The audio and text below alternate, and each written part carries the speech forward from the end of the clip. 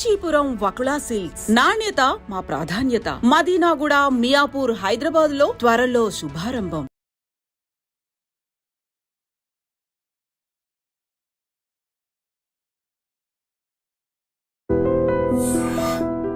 నమస్కారం, welcome to I dream. ధర్మ మార్గం విత్ విజిత కార్యక్రమానికి స్వాగతం.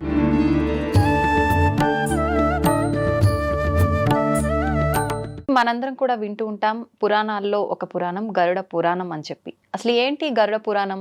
గరుడ పురాణం ప్రకారం మనం ఏదైతే తప్పులు చేస్తున్నామో, అధర్మంగా ప్రవర్తిస్తున్నామో వాటిని అనుసరించే మనకు గరుడ పురాణంలో ఏదైతే రాసిందో అది ఏంటి అంటే శిక్షలు. మనం చేసే తప్పులకి ఒక్కొక్క తప్పుకి ఒక్కొక్క శిక్ష అని చెప్పి ఉంది అని వింటుంటాం. నిజంగా ఇదంతా నిజమేనా? గరుడ పురాణంలో నిజంగా ఇవే రాసున్నాయా? ఇలాంటి మరిన్ని విషయాలు ఇప్పుడు మనం అడిగి తెలుసుకుందాం. ప్రస్తుతం నాతో పాటు ఉన్నారు వేద పండితులు శ్రీరామ్ చిర్రావూరి గారు. ఇప్పుడు వారితో మాట్లాడి తెలుసుకుందాం. నమస్కారం అండి. శ్రీమాత్రే నమః. గరుడ పురాణం అయితే మనకు చాలా మంది చెప్తూ ఉంటారు, మనం చేసే తప్పులను బట్టి మనకి ఏదైతే శిక్షలు పడాలో అవన్నీ కూడా గరుడ పురాణంలో క్లియర్గా రాసుంటుంది అని చెప్పి. ఇంకొకటి, చనిపోయిన వారి దగ్గర మనకు ఏదైతే భగవద్గీత వినిపిస్తుంటారో, ప్లే చేస్తుంటారో, అసలు చేయాల్సింది గరుడ పురాణం గురించి చెప్పాలి అని చెప్పి కూడా కొన్ని సందర్భాల్లో వింటుంటాం. అసలు ఏంటండి గరుడ పురాణం గురించి తెలియచేయండి. వ్యాస మహర్షి 18 పురాణాలని రచించారు. ఈ 18 పురాణాలకి మళ్ళీ ఇంకో ఉప పురాణాలని ఇంకో 18 రచించారు. ఈ 18 పురాణాలలో ఒక పురాణం గరుడ పురాణం. అంటే ఈ పురాణాలు వ్యాసుడు ఎందుకు రచించవలసి వచ్చింది అంటే, పూర్వం పురాణ జ్ఞానం ఏదైతే ఉందో అదంతా వేదంలో చెప్పబడిన విషయాలే. వేదానికి బాగా కనెక్ట్ అయ్యే మనుషులు ఉండేవారు, అంత ఆయుష్ ఉండేది. కాబట్టి డైరెక్ట్గా వాళ్ళు వేదాల్లోనే వేదాధ్యయనం ద్వారా వేదాలు చదవడం వల్ల తెలిసేవి. కానీ మరి కలియుగంలో మన ఆయుష్యే 120 సంవత్సరాలు. కానీ 120 ఎవరు బ్రతకట్లేదు. ఈ బ్రతికే దాంట్లో అంత జ్ఞానాన్ని తెలుసుకోవాలన్నా కష్టం. అది కూడా రా మెటీరియల్లో ఉంటుంది. వేదంలో ఉన్నటువంటి జ్ఞానం అది అర్థం కావడం కష్టం. అందుకని ఏం చేశారంటే, చక్కగా ఒక కథారూపంగా ఉన్నటువంటి ఆఖ్యాయికలోని వేదంలో ఎక్కడైతే ఉన్నాయో అవన్నిటినీ తీసుకొచ్చి సమకూర్చి ఒక చక్కటి విషయాన్ని ప్రతిపాదన చేశారు. అదే పురాణాలు. వీటిల్లో ఒక పురాణం గరుడ పురాణం. గరుడ పురాణం ఎప్పుడు జరిగింది అంటే, ఇది విష్ణుమూర్తి సాక్షాత్తు గరుత్మంతుడికి చెప్పిన విషయంగా వ్యాసుల వారు రచించారు. అంటే ఏవో వేదాలలో సాక్షాత్తు వేదమంతా కూడా భగవంతుడి యొక్క వాక్యాలే కదా, అవన్నీ భగవత్ స్వరూపం. ఇంకా చెప్పాలంటే అలా గరుత్మంతుడు దర్శించినటువంటి వేద మంత్రాలు అని మనం అనుకోవచ్చు. ఆ మంత్రాలు యొక్క సారాంశాన్ని తీసుకొచ్చి కథారూపంగా తీసుకొచ్చారు. దాంట్లో ధర్మాలు కూడా ఉంటాయి. అయితే అందరూ ఏమనుకుంటారంటే గరుడ పురాణం అంటే ఏదో చిన్నగా ఉంటుంది, దాంట్లో ఓన్లీ శిక్షలు మాత్రమే చెప్పబడతాయి ఇంకోటి అని ఒక ఉంది. అంటే మెయిన్ దాంట్లో ఉన్నటువంటి కంటెంట్ మనం చూస్తే కళ్ళు తిరిగి పడిపోతాం. అంటే మొత్తం 3 కాండలు దాంట్లో ఉన్నాయి. మొదటిది ఆచార కాండ అని. అంటే మనం ఏం ఆచరించాలి అనేది ఉంటుందా? మనం ఆచరణ ఎలా ఉండాలి, అసలు మనకి ఏ కష్టానికి ఏ పరిహారం చేసుకుంటే ఆ కష్టం దూరం అవుతుంది, అసలు ఆ కష్టానికి గల కారణం ఏమిటి, మన పాపాలు అంటాంగా. అవునండి. ఇలా ప్రతి వ్రతాలు అన్నీ చెప్పుకుంటూ వెళ్ళారు. ఒకటి కాదు. దాంట్లో విషం కనుక వస్తే, ఏదైనా క్రిమికీటకాలు వస్తే ఆ విషాన్ని ఎలా పరిహరించుకోవాలి అనే విషయాలతో సహితంగా 240 అధ్యాయాల్లో చెప్పారు ఆచారకాండ. ఇదంతా కూడా పూర్వఖండం అంటారు. ఉత్తరఖండం అంటే సెకండ్ హాఫ్. దాంట్లో మళ్ళీ 2 కాండలు ఉన్నాయి. ఒకటి ప్రేతకాండ, దీన్ని ప్రేతకల్పం అంటారు. అలాగే బ్రహ్మకాండ అని. వీటిల్లో ఏం చెప్పారు అంటే, ఇది మళ్ళీ 50 అధ్యాయాలేమో ప్రేతకాండ అంటే ప్రేతకల్పం ఉంది, 30 అధ్యాయాలేమో బ్రహ్మకాండ ఉంది. టోటల్ 320 అధ్యాయాలు.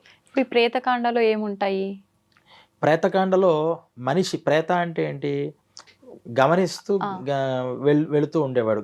అంటే ఎప్పటిదాకా తన శరీరంలో, ఇప్పుడు ఒక శరీరం ఉంది, అతని పేరు ఏంటి, అతను అడ్రస్ ఎక్కడ ఏంటి చెప్పగలుగుతాం. కానీ ప్రేతకి అడ్రస్ ఉండదు. అది ఏ అడ్రస్ లేనివాడు అని. అడ్రస్ లేనివాడికి ప్రేత అని పేరు. ఆ ప్రేత అనేటటువంటి వాడు అసలు ప్రేతగా ఎలా మారతాడు అంటే, మరణించిన తర్వాత మరణం ఎలా ఉంటుంది, తన ఆత్మ అంటే మనలో కూడా ఉంటుంది ఆత్మ. కరెక్ట్ వర్డ్ ప్రేత. ప్రేత అనేది కరెక్ట్. ఆత్మ అంటే మరి మనలో ఉన్నది కూడా ఆత్మే. ప్రత్యేకంగా ఆత్మ అంటాం. ఆత్మ ఒక దగ్గర తిరుగుతూ గాలిలో కనిపించదు కదా, దాన్ని ప్రేత అని పిలిచారు. అందుకు ఈ మనిషి ఇప్పటిదాకా బ్రతికి ఇక్కడి నుంచి మరణించేటప్పుడు తన యొక్క స్థితి ఎలా ఉంటుంది, మరణించిన తర్వాత ఏం జరుగుతోంది, అసలు అక్కడ ఆయన మరణిస్తుంటే ఇక్కడ పితృకార్యాలు జరుగుతుంటే దీనికి దానికి లింక్ ఎలా ఉంటుంది, అసలు యమపురి అనేటటువంటి నరకం ఏదైతే ఉందో అక్కడికి వెళ్ళే మార్గం ఎలా ఉంటుంది, అక్కడ శిక్షలు ఎలా ఉంటాయి, ఏ తప్పులకి ఏ శిక్షలు అనేటటువంటి ఆ ప్రేత కల్పనలో చెప్పారు. ఇది ఎన్ని అధ్యాయాలు? 50 అధ్యాయాలు. కానీ ముందర 240 ఉన్నాయి, తర్వాత 30 ఉన్నాయి. దాంట్లో ఉన్నటువంటిది ఇది. అయితే ఈ చెప్పినటువంటి ఈ విషయాలు ఈ 50 అధ్యాయాలనే పట్టుకుని ఇదే గరుడ పురాణం అని అనుకుంటున్నారు చాలా మంది. గరుడ పురాణం చిన్న పుస్తకం కాదు, చాలా పెద్ద పుస్తకం.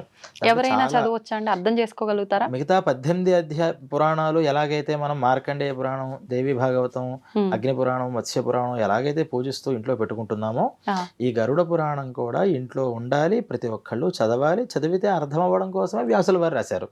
అయితే ఆ సంస్కృత శ్లోకాలు ఉంటాయి, మనకు అవన్నీ అర్థం కావు చాలా మందికి. అందుకని దానికి తెలుగు తాత్పర్యాలు కూడా రాశారు, పండితులు రాసినవి ఉన్నాయి. తర్వాత కొంతమంది రాస్తున్నారు, కానీ అన్ని మరి దాంట్లో కరెక్ట్ గా ఉండవు.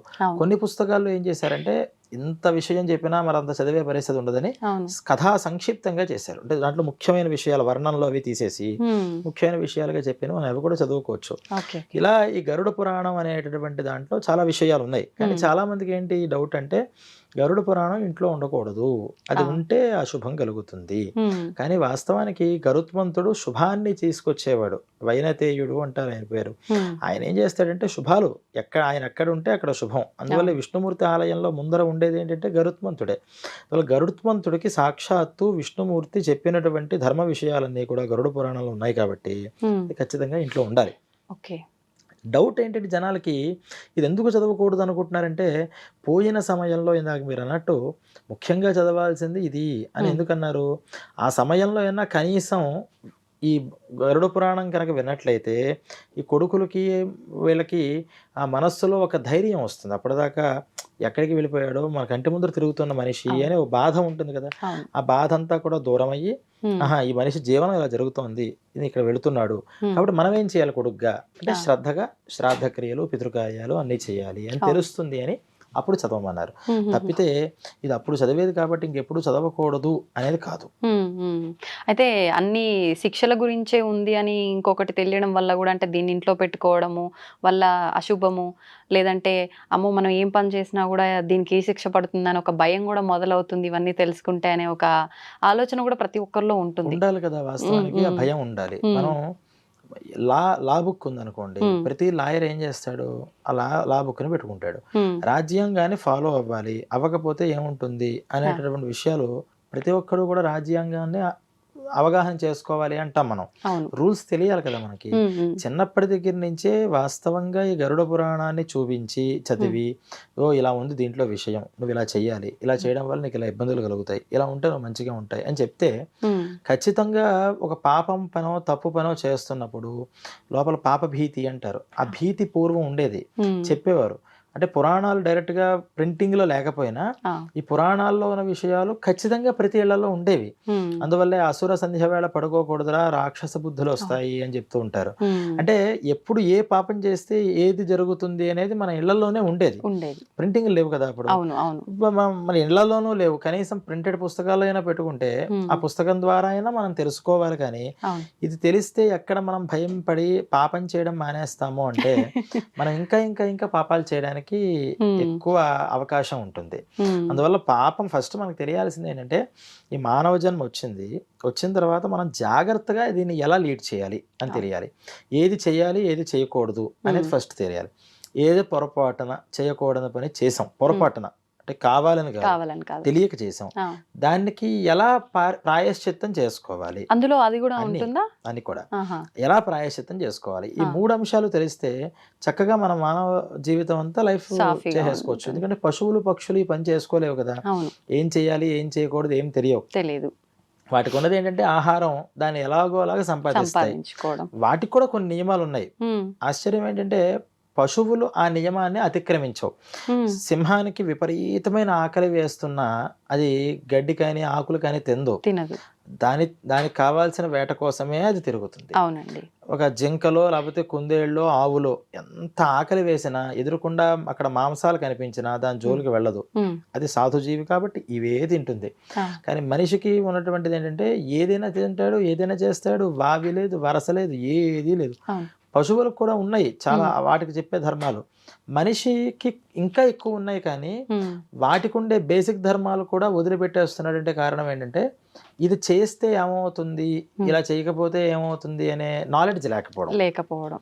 కానీ పశువులతో పోలిస్తే వాటికి లేని జ్ఞానం మనకుంది, మార్చుకునే అవకాశం ఉంది, అన్ని మనకున్నాయి, కానీ తప్పులు కూడా మనమే చేస్తున్నాం. అంటే అందుకనే ఈ విషయాన్ని తెలుసుకోవాలి ప్రతి ఒక్కళ్ళు ఈ రోజుల్లో ఇంకా చాలా అవసరం. ఎందుకంటే ప్రతిదానికి ఒక క్వశ్చనింగ్ అనేది చేస్తున్నారు. ఎందుకు ఇలాగే చేయాలి, ఎందుకు అలాగే చేయాలి. పూర్వం రోజుల్లో నాకు తెలిసి మీ చిన్నతనాల్లో కూడా ఎవరు కూడా ఎందుకు ఇలాగే చేయాలి, ఎందుకు ఇలా చేయాలి అడగలేదు. పెద్దవాళ్ళు చెప్పారు, చేసుకోవాలి, వెళ్ళిపోవాలి. కానీ ఇప్పుడు చిన్న చిన్న పిల్లలు 5 years పిల్లల దగ్గర చూస్తే దేవుడు దండం పెట్టుకోమంటే ఎందుకు వై అనే క్వశ్చన్ ఫస్ట్ వస్తుంది. ఎందుకు పెట్టుకోవాలి అని. ఎందుకు పెట్టుకోవాలి అనే దాన్ని అప్పటి నుంచి మనం నేర్పిద్దాము అంటే నేర్చుకోవడంలోనే ఉంటుంది తప్పితే ప్రాక్టికల్ నాలెడ్జ్ ఉండట్లేదు. అందుకని పూర్వీకులు ఏం చేశారంటే ఫస్ట్ ప్రాక్టికల్స్ చేయగా నీకే దాని విషయం అర్థమవుతుంది, అది మన సంస్కృతికి గొప్పదనం అన్నారు. అంటే ఇప్పుడు కనీసం మన క్వశ్చన్ వాడు వేస్తున్నప్పుడు మనం ఒక పరిపూర్ణ అవగాహనతో పెద్దవాళ్ళు కనుక చేస్తే ఆటోమేటిక్గా మనం కూడా ఏదైనా చిన్నగా అయినా అంటే పూర్తిగా ఎక్స్ప్లెనేషన్ చేయకూడదు కూడా. వాస్తవానికి పిల్లలకి తగుమాత్రంగా ఎంత చెప్పాలో అంతే చెప్పాలి. ఒకేసారి అంత జ్ఞానాన్ని తీసుకెళ్లి వాళ్ళ బుర్రలో పెట్టినా అది ఎక్కకపోగా వేరే వక్రగతిగా మైండ్లోకి పడితే వాళ్ళు ఇంకా దాని మీద క్వశ్చనింగే అలవాటు అవుతుంది తప్పితే నమస్కారం మాత్రం జీవితంలో ఎప్పటికీ చేయడు. అందుకుని ఏమన్నారంటే ఈ పురాణ జ్ఞానాన్ని తెలుసుకోండి. ఈ గరుడ పురాణంలో ఫస్ట్ చేస్తే పుణ్యాల విషయం తర్వాత ఏం చేయకూడదు, చేయడం వల్ల నువ్వేమవుతావు అని ఒక్క సినిమా కింద చూపించేస్తే దాన్ని ఖచ్చితంగా ఆ పాపం పని చేస్తున్నప్పుడు అక్కడ మనకి ఒకసారి రీల్ తిరుగుతూ ఉంటుంది, విని ఉంటాడు కదా. కాబట్టి ఎంతటి పాపం చేయాల్సిన అగత్య పరిస్థితుల్లో అయినా సరే కొంచెం ఇంత వద్దులే మనం తగ్గిద్దాం అని ఒక సెకండ్ అంటే పాపం చేసే పని ఒక సెకండ్ ఆలోచిస్తే పాపం పని జరగదు. అంతే, ఆ నిమిషంలో ఆలోచన స్తబ్దమైపోయి మారిపోయి రాంగ్ స్టెప్ పడిపోతుంది. తర్వాత ప్రతి ఒక్కళ్ళు చాలా మంది బాధపడతారు. ఎంత మర్డర్ చేసేవాళ్ళైనా 100కి 99% ఒక్కడు, అది కూడా రిలీజ్ అవ్వడు, కానీ 99% మంది నువ్వు కొంచెం కంట్రోల్ చేసుకుంటే బాగుండేది, అనవసరంగా చంపేశానే అని తర్వాత అయినా అనుకుంటాడు. ఆ క్షణం కాలం మనకి ఈ విషయాల్ని ఈ పురాణాలని తెలుసుకోవడం వల్ల మనకు కలుగుతుంది. అలాగే అనేక కష్టాలు ఉంటాయి. ఆ కష్టాలకి తీర్చేటటువంటి తరుణోపాయాలు ఎలాగా వైదిక కర్మలు అంటారు. శాస్త్రోక్తంగా మనం చేసేటటువంటి పరిహారాలు అని ఇప్పుడు బయట మనం అంటున్నాం. పరిహారం కాదు, కర్మ, వైదిక కర్మ. ఆ వైదిక క్రియాకలాపం కనుక శాస్త్రవిధితో చేస్తే ఖచ్చితంగా దాని రిజల్ట్ అనేది మనకు వస్తుంది. అంటే మనం అనుకుంటున్న రిజల్ట్ ఏంటంటే ఇప్పుడు సంథింగ్ నాకు పిల్లలు లేరు కాబట్టి నేను ఒక పరిహారం చేశాను, ఒక వైదిక పూజలు ఏవో చెప్పారు చేశాను. నేను అనుకుంటున్న రిజల్ట్ ఏంటంటే ఇప్పుడు జనరల్ పబ్లిక్ నాకు పిల్లలు కలగాలి, నేను చేసుకున్నాను, ఈ మంత్ చేశానంటే నెక్స్ట్ మంత్ నాకు గుడ్ న్యూస్ వినిపించాలి. ఇది మనం అనుకునే ఫలితం. కానీ శాస్త్రం ఏం చెప్తోందంటే నువ్వు చేసే కర్మ నీకు ఫలితం ఇవ్వడం అనేటటువంటిది భగవంతుడి చేతిలో ఉంది. కర్మ ఏం చేస్తుంది అంటే ఫలితాన్ని డైరెక్ట్గా ఇవ్వదయ్యా. కర్మ ఇంకో కర్మని నాశనం చేస్తుంది. అంటే ఏదైతే పాపకర్మ నీకు పిల్లలు లేకుండా అడ్డుపడుతుందో దాన్ని ఈ కర్మ వెళ్ళి క్లోజ్ చేస్తుంది. క్లోజ్ జరిగిన తర్వాత పిల్లలు ఎప్పుడు ఇవ్వాలి అనేది భగవంతుడు. అంతా మరి కర్మల ద్వారా పూజల ద్వారానే ఫలితాలు వచ్చేస్తాయి. భగవంతుడు ఏం చేస్తాడు మధ్యలో? భగవంతుడిని కర్మ ఫలప్రదాత. అంటే నువ్వు కర్మ చేసావు, ఈ కర్మ ద్వారా ఆ కర్మ అంతా కూడా నాశనమైంది. నువ్వు చేసినటువంటి సత్కర్మకి నీకు ఎటువంటి ఫలితం ఇవ్వాలి అనేటటువంటిది, ఏ టైంలో ఇవ్వాలి. నేను నెక్స్ట్ మంతే నాకు కావాలనుకున్నాను, కానీ నెక్స్ట్ మంత్ నీకు ఒకవేళ మీ భార్య ప్రెగ్నెన్సీ వస్తే ఆ 2-3 months తర్వాత మళ్ళీ పోయే అవకాశం కూడా ఉంది అని భగవంతుడు గ్రహించి ఈ 4 months అయిన తర్వాత మనం ఆ పని చేద్దామయ్యా, అప్పుడే స్టాండర్డ్ గా ఉంటుంది కదా అని ఆలోచిస్తాడు ఆయన. అందువల్లే ఆయన్ని మనం మధ్యలో పెట్టుకుని ఈ కర్మలు చేసేది. లేకపోతే ప్రతి ఒక్కళ్ళు కూడా భజనలు చేసుకుంటూ భగవంతుడు నమస్కారం చేస్తే అయిపోతుంది కదా, అలాగా చేయమని లేదు. లేదా భగవంతుడు అనేవాడు లేడు, ఈ పూజలు చేసేస్తుంటే ఇలా హోమాలు చేస్తే ఆ దేవతలు మనకు ఫలితం ఇచ్చేస్తారు అని కూడా అనట్లా. దీన్ని చేయాలి, భగవంతుడిని ఆశ్రయించు. నువ్వు ఇది చేస్తే నీకు ఎప్పుడు ఏ ఫలితం ఇవ్వాలి అనే డెసిషన్ భగవంతుడు తీసుకుంటాడు. అలా లేకుండా నాకు ఈ రోజే కావాలి, రేపే కావాలి అని చిన్నపిల్లలాగా మనం మాట్లాడుతుంటే ఆ కర్మలు నిజంగా భగవంతుడు ఏమనుకుంటాడంటే, మనం కూడా చూస్తుంటాం కదా ఇళ్ళలో కూడా, ఒక 10 o'clock దాకా నువ్వు టీవీ చూడమ్మా, తర్వాత చూడొద్దు అని పిల్లలకు చెప్తాం. కానీ వాళ్ళు ఇదొక్కటే వెబ్ అవును. సిరీస్ వస్తుంది, ఇంకొక అరగంట గంట అని చేస్తే మనం ఖచ్చితంగా ఏం చేస్తాం, అప్పుడు ఆపేసి వాళ్ళు ఇబ్బంది పడతారు. అవును. ఇదేంటి ఇది ఆపేస్తున్నారు, నేను చూద్దాం అనుకుంటున్నాను కదా, నాకు ఎందుకు చూపించట్లేదు. మర్నాడు కావాలంటే నువ్వు ఇంకో 2 hours చూడు, అవును. రాత్రి 10 తర్వాత వద్దు అని మనం అంటాం.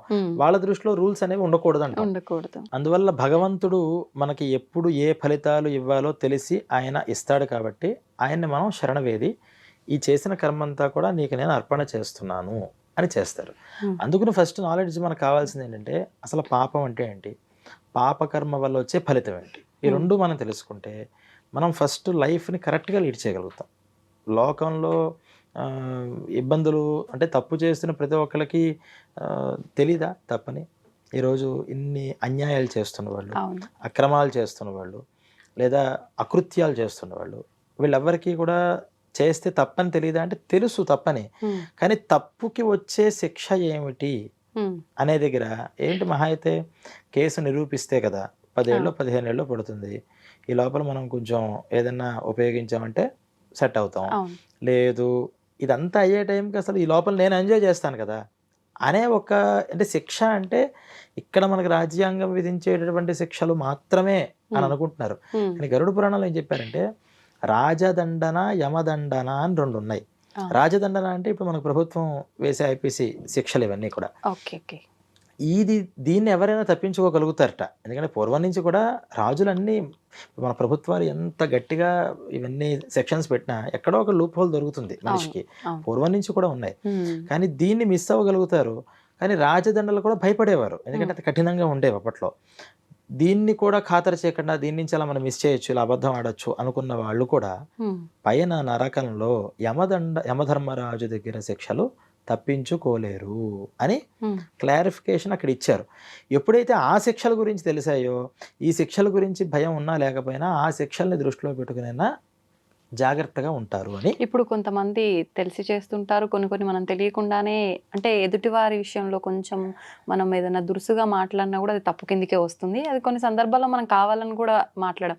అంటే తప్పు తెలిసి చేసినా తెలియక చేసినా శిక్ష అనేది ఖచ్చితంగా ఉంటుందంటారా? ఉంటుంది. అది ఈ తప్పులు గురించి పాపాల గురించి వివేచన చేస్తూ 3 రకాలుగా ఉంటాయి. ఏ పాపమైనా మనస్సుతో చేసేది, నోటితో చేసేది, బై యాక్షన్ చేసేవి 3 రకాలు. త్రికరణాలు అంటాంగా వీటి ద్వారా.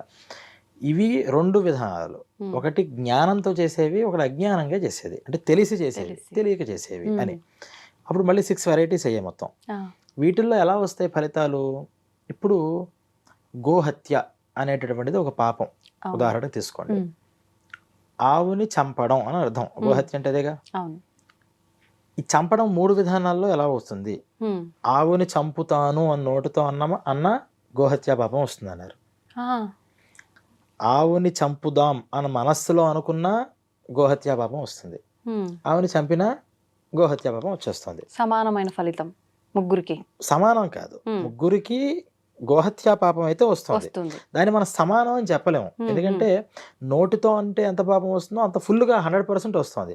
కానీ నోటితో చెప్పిన 100% బై యాక్షన్ చేసే 100% ఈక్వెలా అంటే మనం దాన్ని ఈక్వల్ చేయలేము. ఎలాగా అంటే లీటర్ని కేజీని ఈక్వల్ చేయగలుగుతామా? లీటర్ని లేకపోతే స్పీడ్ని ఈక్వల్ చేయగలుగుతామా? చేయలేము. దేని క్యాల్కులేషన్ దానిది. అలా ఈ పాపం అనేది 3 రకాలుగా వచ్చింది. మరి ముగ్గురికి ఎలాంటి శిక్షలు ఉంటాయి అంటే, యాక్షన్గా చేసినప్పుడు బై యాక్షనే శిక్ష అనుభవిస్తాడు. శిక్ష అంటే రియాక్షన్. అది ప్రతి యాక్షన్కి రియాక్షన్ ఉంటుంది కదా. ఆ గోవుని ఎలాగైతే ఇబ్బంది పెట్టాడో, వీడు ఇబ్బంది పెడుతున్నప్పుడు ఎంత తీవ్రంగా అది ఇబ్బంది పడిందో అంత తీవ్రంగా అది టైం స్పేస్ పెరిగే కొద్దీ దానికన్నా తీవ్రతరంగా, అంటే ఇమీడియట్గా జరిగినప్పుడు మనం కూడా ఏం చేస్తాం, ఎవరైనా గట్టిగా కొట్టారు, మనకి కోపంలో ఒక దెబ్బ వేసేస్తాం. కానీ ఒకడు కొట్టాడు, వెంటనే కొట్టలేకపోయాం అనుకోండి, మన రోజుకి ఇంకా పెరుగుతుంటుంది, ఎలాగైనా కొట్టాలని. సమయం చూసి మనం చిక్కినప్పుడు ఒక దెబ్బతో ఆపం. ఇన్ని రోజులు కోపం ఉంది కదా, 10-15 కొట్టేస్తామండి, వడ్డీతో సహా.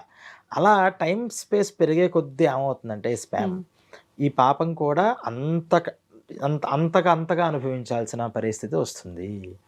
ఏది ఫిజికల్ గా మనం చేసేది.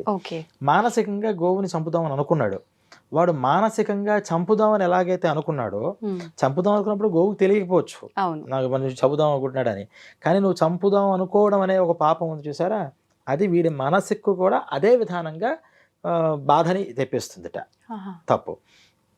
నోటుతో అన్నాడు, నోటుతో అన్నప్పుడు వేరే వాళ్ళ నోట్ల ద్వారా లేనిపోయిన నిందలనే పడ్డాను, అనేక మాటలు వాళ్ళ దగ్గర పడాల్సి వచ్చింది, ఇవన్నీ అంటాం కదా, అవును ఇలా అనుభవించాల్సి వస్తుంది అంటే మాటల రూపంలో తను కూడా ఇబ్బంది పడతాడు. ఖచ్చితంగా. ఓకే ఇలా 3. ఇప్పుడు మనం మాట్లాడేది ఏంటి, ఇవన్నీ కూడా తెలిసి చేసినప్పుడు.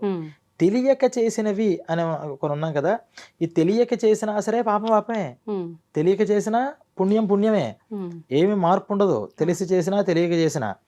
కానీ ఆ తెలియక మనం చేసినప్పుడు అసలు ఎప్పటికీ తెలియలేదా, లేకపోతే చేసిన తర్వాత తెలిసిందా?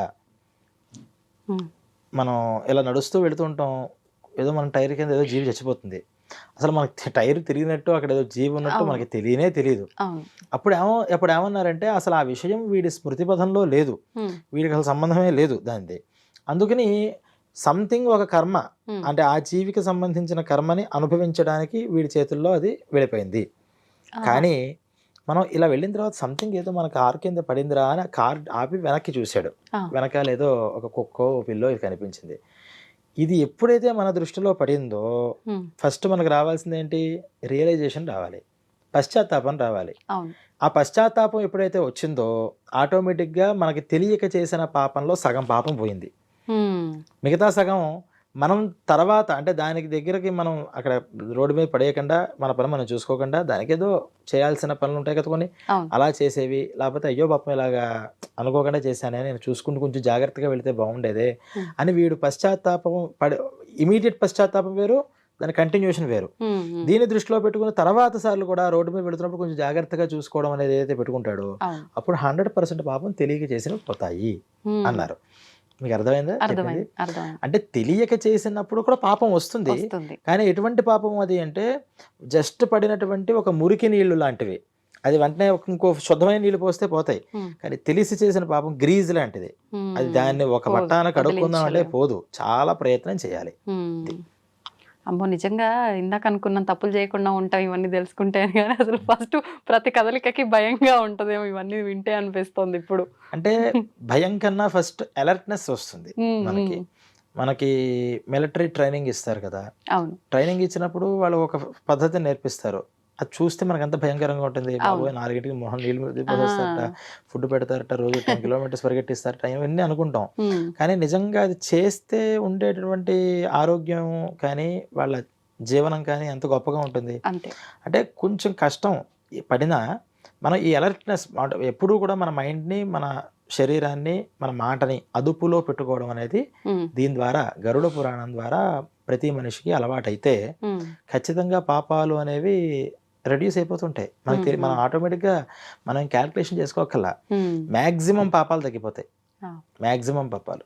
ఓకే, అయితే మీరు ఇందాక చెప్పారు 3 భాగాల్లోంచి ఆచరణ మొదటిది అని చెప్పి.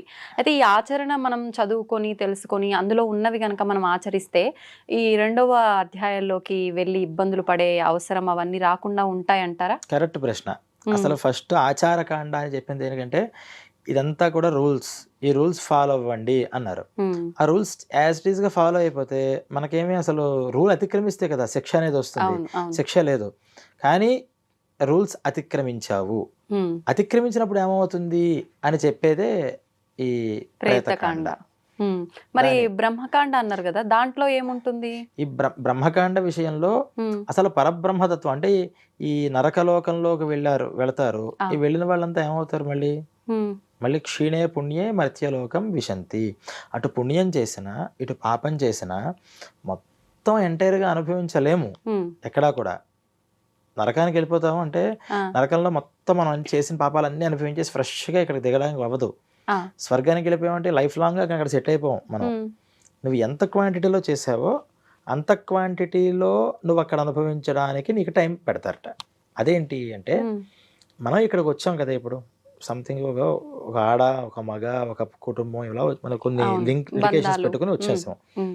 ఇలా వచ్చిన దానికి వీళ్ళు 60 years బ్రతకాలి, వీళ్ళు 8 years బ్రతకాలి, దీంట్లో ఇంత పుణ్యం ఇంత పాపం ఇతను అనుభవించాలి అని ఒక అకౌంట్ మనకు క్రియేట్ చేసి ఇక్కడికి మనల్ని డౌన్లోడ్ చేశాడు భగవంతుడు. ఈ అకౌంటే మనకుందా? ఉమ్, అంటే ఇన్ని కోట్ల జన్మలు ఎత్తి మళ్ళీ పుట్టాం ఇదేనా మన కానీ కాదు. ఉమ్, ఈ జన్మలో మనం ఎంత అనుభవించగలుగుతామో అంత పెట్టి పంపించాడు.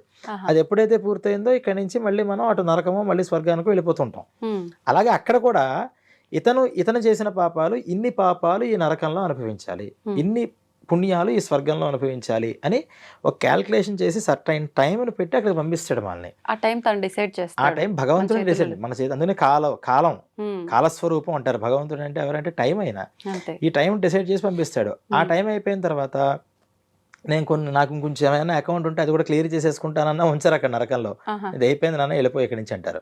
ఓకే. స్వర్గంలో కూడా నేను కొంచెం పాత అకౌంట్లు ఏమైనా ఉంటే క్లియర్ చేసుకుంటానంటే కుదరదు, ఉమ్, నువ్వు వెళ్ళిపోవాలి అర్జెంటుగా ఫస్ట్ ఇక్కడి నుంచి అంటారు. ఆ, మళ్ళీ వాళ్ళు ఏం చేయాలి, మళ్ళీ ఇక్కడికి వస్తారు భూమి మీదకి.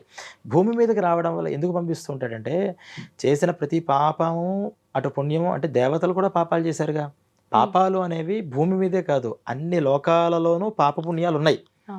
కానీ పుణ్యాన్ని అనుభవిస్తూ ఇప్పుడు పాపాన్ని దేవతలు పాపాలు అన్నారు కదా, అంత జ్ఞానం తెలిసి మనందరినీ నడిపిస్తున్న వాళ్ళు పాపాలు చేయడం అంటే ఏంటి? దేవతలు వేరు దేవుడు వేరు. ఉమ్, భగవంతుడు అంటే దేవుడు అంటాం. ఉమ్, దేవతా శక్తులు చాలా ఉంటాయి. ఆ, ఆ శక్తులు కూడా మనలాగానే భూమి మీదకి ఒకసారి, అంటే భగవంతుడు ఇచ్చే ఒక అవకాశం మానవ జన్మ అంటే భూమి మీద. అందుకనే భూలోక మానవుడికే చాలా గొప్పతనం. Hmm. అందరి దేవతలు కూడా మనల్ని చూస్తుంటారట, ఎంత అదృష్టం ఆయన మీరు, ఉమ్, మేమంతా చేసాము అంటే కొత్త కొత్త కర్మలు ఇక్కడేం సృష్టించుకోవడానికి లేదు. కానీ పాపం డైరెక్ట్గా అనుభవించకుండా ప్రాయశ్చిత రూపంగా కడిగేసుకునే ప్రాసెస్ భూమి మీదే ఉంది, ఉమ్, వేరే లోకాల్లో లేదు.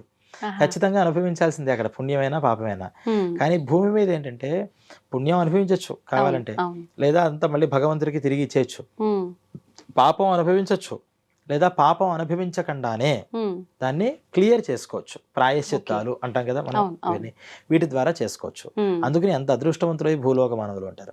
మరి ఈ దేవతలు ఎక్కడి నుంచి పుట్టుకొచ్చారు అంటే ఈ భూమి మీద వాళ్ళకి ఇచ్చినటువంటి, అంటే నెంబర్ 1 ఇతను ఉత్తమ విద్యార్థి, ఉమ్, చాలా బ్రిలియంట్ అని ఎలాగైతే ఒక గ్రేడ్ వేస్తారో ఆ, అలా ఇక్కడ ఈ భూమి మీద వాళ్ళ జీవనం చాలా ఉత్తమంగా చేసిన వాడికి ఇంకా ఇక్కడ మళ్ళీ వద్దులే, ఇతను కొంచెం ప్రమోషన్ ఇచ్చాం కదా అని వీళ్ళని మళ్ళీ దేవతా లోకాల్లోకి పంపిస్తూ ఉంటారు. ఉమ్, అందుకనే మనం ఇది కొంచెం అర్థం అవ్వడానికి ఏం చెప్పారు, ఉమ్, ఇక్కడ 1000 యజ్ఞాలు చేస్తే ఇంద్ర పదవి వస్తుంది వింటాం కదా. అవును. అందువల్ల ఇంద్రుడు కోపం వస్తూ ఉంటుంది. ఇక్కడ పుణ్యాలు చేసేవాళ్ళు, తపస్సు చేసేవాళ్ళు భంగం చేయడం కోసం అప్సరసలను పంపిస్తూ ఉంటారని మనం చిన్నప్పుడు చెప్తూ ఉంటాం. ఆ, అంటే అది చిన్నతనంగా అర్థం అవడం కోసం చెప్పడం. ఉమ్, ఇంతలాగా చెప్తే ఎవరికి అర్థం అవుతుంది? అవును, కొన్ని యజ్ఞాలు అంటే యజ్ఞం అంటేనే తెలియదు, ఏం చెప్తాం.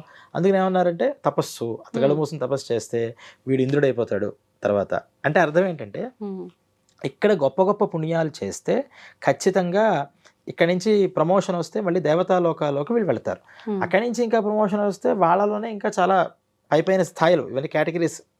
ఇక్కడ సరిగ్గా మనం చేయలేదు, డిబార్ అయ్యాం, మళ్ళీ కింద లోకాలకు. అంటే ఇక్కడ మనం జ్ఞానం ఉన్న మనిషి దగ్గర నుంచి జ్ఞానం లేని పశువు దగ్గరికి వెళ్తాం. ఆ, ఇంకా తప్పు చేసాం, ఇంకా ఇలా స్టేజ్ తగ్గుని అప్పటికప్పుడు పుట్టి చచ్చిపోతూ ఉంటాయి రాత్రిళ్ళు, లైట్ పురుగులు, చిన్న చిన్న క్రిములు, అలా మారిపోయి అప్పటికప్పుడు పోతూ ఉంటాము. అంటే ఎక్కువ పాపం చేసిన వాళ్ళు అంత తక్కువ షార్ట్ టైం జీవంతో ఉండే. అంటే ఎక్కువ పాపము అనేది ఒకటి, ఉమ్, రెండవది ఎక్కువ పాపం కన్నా ఎక్కువ అనుభవాలు ఉండాలి వాళ్ళకి. అంటే అంటే ఎలా? ఒక మానవ జీవితంలో 10 చావుల్ని చూడడం సాధ్యం అవుతుందా? ఉమ్, అవ్వాలి అంటే సుమారు ఒక 150-200 సంవత్సరాలైనా ఎక్కువ పుట్టాలి, సంవత్సరాలు. లేకపోతే కనీసం 10 ఏళ్ళైనా పుట్టాలి, 10 రోజులైనా ఉండాలిగా. అంటే ఒకే రోజు చచ్చిపోయి ఒకే రోజు పుట్టి మళ్ళీ అలా మరణించలేడు కదా. అవును, కానీ జీవనం అంటే అర్థం ఏంటంటే అతనికి 80 ఏళ్ళు, 80 ఏళ్ళు మొత్తం ఇవన్నీ అనుభవించి మళ్ళీ చావాలి అనేది ఒకటి ఉంది. ఉమ్, ఇలా 10 జన్మలు ఎత్తాలి. ఉమ్, మానవ జీవితం చాలా ఎక్కువైపోతుంది. అవును, ఇది చిన్న క్రిమి కింద పుడితే ఆ, అది ఎక్కువ కాలం బ్రతకదలగో, అది విత్ ఇన్ అవర్స్ పోతుంది. అది అంతే. విత్ ఇన్ అవర్స్ సంపూర్ణ ఆయుర్దాయంతో ఉంది, ఉమ్, కానీ వెంటనే పోయింది. అంతే. అలా 1 గంటలో అది 10 సార్లు పుట్టి చచ్చిపోగలుగుతుంది. దాని అనుభవం అంటారు. ఉమ్, ఆ అనుభవాలు కావాలి అనుకున్నప్పుడు ఆ జన్మలు ఎత్తుతూ ఉంటాడు. ఉమ్. అంటే మరణం అనేటువంటి అనుభవం ఎక్కువ సార్లు కావాలి అనుకున్నప్పుడు. ఇప్పుడు ఏ జన్మ ఎత్తాలనేది మనం పాపాల పుణ్యాలను బట్టి అదే డిసైడ్ అవుతుంది. మనం డిసైడ్ చేసుకునే అవకాశం ఉంటుందా? భగవంతుడే డిసైడ్ చేస్తాడు అది కూడా? ఈ పాప పుణ్యాల బట్టి ఒక డెసిషన్ ఆల్రెడీ ఆయన పెట్టేశాడు. ఆహా. నీ యొక్క పాప పుణ్యాల బట్టి ఏ జన్మ ఎక్కడతో ఎవరితో ఎలా లింక్ అవ్వాలి ఒక సాఫ్ట్వేర్ క్రియేట్ చేశాడు ఆయన. దానికి రోజు ప్రతిసారి ఆయనకి ప్రతి మనిషిని ఆలోచిస్తూ కూర్చోడు, ఆయనకి ఇంకో పని లేదా, ఆయన పనిలో ఆయన ఏమి ఆలోచన లే స్థితి లేదు, ఆలోచన స్థితి దాటిపోయి ఉంటుంది ఆయనది. ఈ ఆలోచనలు చేస్తూ మనం చేస్తాం. ఆయన ఏం చేశాడంటే సాఫ్ట్వేర్ తయారు చేశాడు, ఎవరి పుణ్యం ఎవరి పాపం ఏంటి దాన్ని టాలీ చేసుకుని ఏ ఏ జన్మల్లో ఎవరెవరితో లింక్ ఉంది. అందుకనే ఏమంటాం, పెళ్లి కట్టినప్పుడు తాళి కట్టినప్పుడు 3 జన్మల బంధం, 7 అడుగులు చెప్తూ ఉంటాం, జన్మజన్మల బంధం. ఈ జన్మజన్మల బంధాలు అంటే ఏంటంటే ఇలా బంధాలుగా అక్కడక్కడ పెట్టుకున్నవి అక్కడ వీళ్ళకి ఎలా ట్రేస్ అవుతాయి, వీళ్ళని ఎలా చేస్తే వీళ్ళకి ఎలా లెవెల్ అవుతూ ఉంటాయి. పూర్వజన్మల్లో వీళ్ళు కొడుకులుగా పుట్టి తల్లిదండ్రులను ఎలా హింసించారు, కాబట్టి ఈ జన్మల్లో వాళ్ళ కొడుకులుగా చేస్తే వీళ్ళలాగా రెస్పాన్స్ అవుతారు. ఈయన ఇంత ఆలోచించి అంత లిటిగేషన్ తీసుకొచ్చి ఇలా పెడతాడు. ఒక్కళ్ళ గురించి ఆలోచిస్తే కాదు, మన పక్కన మనకు ఒక 50 మెంబర్స్ కుటుంబం ఉందంటే 50 మంది గురించి ఇలా ఆలోచించాలి. 50 మంది పుణ్యపాపాలు ఇంకోళ్ళ మీద డిపెండ్ అయ్యి ఉండాలి. ఇది మామూలు బ్రెయిన్ సరిపోదు, 100 కంప్యూటర్లు ఉన్నా చేయలేవు. అదే అందుకనే భగవంతుడు అంత చమత్కారి. ఇది విని అర్థం చేసుకోవడానికి కూడా మస్తు బుర్ర ఉండాలి. చాలా ఇన్ని రకాల ఆలోచనలు ఆయన మైండ్ లో ప్రాతిపదిక పెట్టుకుని ఇది ఎలాగా ఇలా చిటికేసే లోపల ఎన్నో జన్మలు పుడతాయి, ఎన్నో జన్మలు అయిపోతూ ఉంటాయి. అలా సెకండ్కి మారిపోతూ ఉంటే మారిపోయే లింకులతో ప్రకారం ఆయా గర్భాల్లో ప్రవేశిస్తూ ఉండాలి. కొంతమంది గర్భంలో ప్రవేశిస్తారు, అమ్మయ్య నా కడుపు కాసింది అని అనుకుంటుంది, అనుకునే లోపే ఆ గర్భశోకం. అవునండి. కొంతమందికి బాగుంది అంటే ఎంతకాలం నువ్వు అనుభవించాలి. ఆ లోపల జీవి కూడా ఎంతకాలం వాడికి జ్ఞానం తెలుస్తుంది, 3rd మంత్లో జ్ఞానం వస్తుంది. వచ్చిన తర్వాత అమ్మాయి నేను ఏదో కడుపులో వచ్చాను, కొంచెం మంచి కడుపు అయినా చెడు కడుపు అని లోపల నుంచి ఆలోచిస్తుంటాడు. అవన్నీ గరుడ పురాణాలు ఉంటాయి. లోపల ఏం జరుగుతుంది, ఎక్కడ పడ్డాను అసలు నేను, నాకేం తెలియదు కదా ఎక్కడ పడ్డాను అని చూస్తే బయట నుంచి సౌండ్స్ అన్నీ వినిపిస్తుంటాయి లోపలికి. ఎలా వినిపిస్తాయి అంటే ఆ అమ్మ యొక్క మనస్సు ద్వారా వీడి మనస్సుకి వస్తూ ఉంటాయి. ఫస్ట్ చెవులు కాళ్ళు ముక్కు ఏం రాకపోయినా అమ్మ యొక్క మనస్సు ద్వారా వీడి మనస్సులోకి ఆ ప్రేరణలు వస్తూ ఉంటాయి. కొంచెం దేవతా మంత్రాలు లేకపోతే సంగీతాలు ఇలాంటి సాఫ్ట్గా ఉన్నవి చూస్తే పోనీ నేను కాస్త దైవనామస్మరణ కోసం వెతుకుతాడట ఫస్ట్. దేవుడితో సంబంధం ఉన్న దగ్గరే పుట్టానులే నేను అని ఆనందపడుతూ ఉంటాడు. ఈ ఆనందం పడే లోపల టపక్మని వాడి ప్రాణం పోతుంది. ఇప్పుడు ఇక్కడ వీళ్ళ పాపం ఎక్కువ ఉండడం వల్ల ఇలా నెలల నిండా ముందే చనిపోవడాలు, పడగానే చనిపోవడాలు జరుగుతుంటాయా? గర్భం దాల్చిన స్త్రీ తల్లి వల్ల ఉండే పాపాల వల్ల ఇలా జరుగుతుందంట? ఇద్దరి యొక్క పాపం డిపెండ్ అయి ఉంటుంది. అంటే తల్లి పాపం చెప్పినట్టు ఎంత అనుభవించాలి అని వచ్చిన దాంట్లో ఈ గర్భశోకం అనేది అనుభవించాలి అని తల్లికి ఉంటుంది. వీడికి కూడా గర్భమృతం అంటే గర్భంలో ఉన్నప్పుడే మృతి చెందాలి, గర్భమృతుడుగా అవ్వాలి అని ఒక పుణ్యంతో వాడు బయటకు బయలుదేరి వస్తాడు. ఈ జీవుడు ఈ గర్భంలోకే ఎందుకు వెళ్ళాలి అనే దగ్గర మాత్రం వేరే జన్మల్లో వీళ్ళిద్దరికి లింక్ ఖచ్చితంగా ఉంటుంది. ఆ లింక్ ఉన్నప్పుడే ఇక్కడ ఈ ఇద్దరికి ఒక లిటిగేషన్ అనేది వస్తుంది. దాన్ని కనిపెట్టి పెట్టింది భగవంతుడు. అందువల్ల ఆయనకి తెలుసున్న లెక్కలు మనకి తెలియవు, అందరి లెక్కలు సరి చేస్తూ ఉంటాడు, మన ఆలోచనలకు కూడా అందవు. అయితే ఇప్పుడు ఒక కుటుంబ విషయంలోనే ఇలా ఉంటుందా? మనం నిత్యం కలిసే ప్రతి ఒక్క పర్సన్ కి మనకి కూడా ఏదో జన్మలో ఏదో ఒక కనెక్షన్ ఉంటూనే ఉంటుందంటారా? అంటే కుటుంబ విషయం దానికి ఏమన్నారంటే రుణానుబంధ రూపేణ పశు దార సుత ఆలయ అని. అంటే మెయిన్గా మనకు ఒక బాగా అటాచ్మెంట్ పెట్టుకుంటాను, లేకపోతే ఏదో రుణం ఉండిపోతాను, వాళ్ళకి తీర్చాల్సిందో వాళ్ళు మనకి తీర్చాల్సిందో ఏ రకంగా అయినా, డబ్బే కాదు ఏ రకంగా అయినా అది తీర్చుకోవడానికి ఫస్ట్ 4 బలమైన బంధాలు ఉంటాయి. అవి ఏంటంటే పశువులు, మనం పెంచుకునేటటువంటి ఇంట్లో ఆవులు కానీ కుక్కలు కానీ పిల్లులు కానీ ఏదైనా కావచ్చు. దార అంటే భార్య, సుత అంటే సంతానం, ఆలయ అంటే మనం కట్టుకున్నటువంటి ఇల్లు ప్రాపర్టీస్. ఇవన్నీ కూడా మనం ఖచ్చితంగా రుణం వల్ల అనుబంధం వల్ల వస్తాయి. మిగతావన్నీ కూడా మనకి డైరెక్ట్గా సంబంధాలు ఉండవు, కానీ ఎక్కడో ఈ కేటగిరీకి సంబంధించిన వాళ్ళం అవుతాం. అంటే స్పోర్ట్స్ కేటగిరీ, స్పోర్ట్స్ అంటే ఇష్టమైన వాళ్ళందరూ అక్కడ స్పోర్ట్స్ దగ్గర గ్రౌండ్స్ దగ్గర కలిసినట్టు, సినిమా అంటే ఇష్టం ఉన్న వాళ్ళంతా సినిమా హాల్ దగ్గర కలిసినట్టు, ఇలా మ్యాచింగ్ అయ్యే సంస్కారాలు ఉన్న వాళ్ళందరూ మన ముద్రకి వస్తూ ఉంటారు కొంతమంది. ఇది వాళ్ళందరికీ డైరెక్ట్ గా మనకు సంబంధం ఉన్నాయా అని మనం ఆలోచించలేం. ఎందుకంటే ఇన్ని కోట్ల మందిలో ఎంతమంది భూలోకం మీద ఉన్నారు, అట్ ఏ టైం ఇక్కడ భూలోకం మీద మనం అంతా ఉన్నప్పుడే మరి నరకంలో శిక్షలు అనుభవించే వాళ్ళు అక్కడ ఉన్నారు, అవును. ఇప్పుడు ప్రజెంట్ మళ్ళీ స్వర్గంలో ఉన్న వాళ్ళు ఉన్నారు. ఉమ్, అసలు వాళ్ళు ఇంతకు మునుపు జన్మల్లో ఇక్కడికి ఎలా వచ్చారు, అక్కడికి ఎలా వచ్చారు, ఇవన్నీ ఆలోచిస్తే మైండ్ పిచ్చెక్కిపోతుంది, ఉమ్, మనకు అర్థం కాదు కూడా. అవును, అందుకని ఈ కేటగిరీ వైజ్గా మాత్రం ఖచ్చితంగా ఎక్కడో అక్కడ సంబంధం అనేది ఉంటుంది. ఉంటుంది. కానీ ఉమ్, డైరెక్ట్ సంబంధం భార్య ఉమ్, బిడ్డలు, ఎప్పుడైతే బిడ్డలు ఉన్నామో బిడ్డలకి కూడా తండ్రితో అదే సంబంధం ఉంటుంది. అంటే మనకి మరి ఇప్పుడు వీళ్ళ తల్లిదండ్రుల గురించి చెప్పలేదు కదండి ఇక్కడ. అంటే నీ తల్లిదండ్రులకి నీతో సంబంధం ఉందని చెప్పాము అంటే నీకు కూడా నీ తల్లిదండ్రులతో సంబంధం ఉన్నట్టే కదా. అవును. అలా ఈ గర్భాన్ని ఇచ్చిన వాళ్ళు మన గర్భంలో ఉండేవాళ్ళు, ఉమ్. వీళ్ళు ఒక బలమైన సంబంధాలతో వస్తూ ఉంటారు అని ఓకే. చెప్పారు అనమాట. అయితే ఇప్పుడు ఒక తల్లి గర్భంలోంచి జన్మించిన వాళ్ళు ఇద్దరు ఉంటే ఇద్దరు ఒకేలా ఉండటం చాలా కష్టం, ఉండరు కూడా చాలా వరకు. కానీ ఎక్కడో ఒక దగ్గర మనతో పోలిన వాళ్ళు, మన రూపంతో ఉండే వాళ్ళు 7 ఉంటారని చెప్పి అంటూ ఉంటారు. అది నిజంగా ఉంటారా? అలా ఉండటం వెనకాల దీనికి ఏమైనా సంబంధం ఉందంటారా? అంటే మీ ప్రశ్నలో 7 మనలాంటి వాళ్ళు ఎక్కడైనా ఉంటారా ఉంటారా? ఉంటే అంటే- గనక ఇప్పుడు మనం ఒకరితో ఒకరికి సంబంధం ఉంటేనే ఇలా కలుస్తామన్నారు కదా, ఉమ్. అలా వాళ్ళకి ఏమైనా సంబంధాలు ఉంటాయా? రూపం బట్టినా ఆ. అలా ఏం లేదు. ఉమ్, ఈ 7 మనుషులు పోన్ల వాళ్ళు మనుషులు ఉంటారు అనేది ఒక పెద్దల నుంచి చెప్తున్న నానుడు చెప్తే, ఉమ్, మనకి ప్రత్యక్షంగా ఎక్కడా కూడా ఏ పురాణంలోనూ లేదా? ఇలా ఉంటారు అనేది ఎక్కడా లేదు. దానికి ఆహా.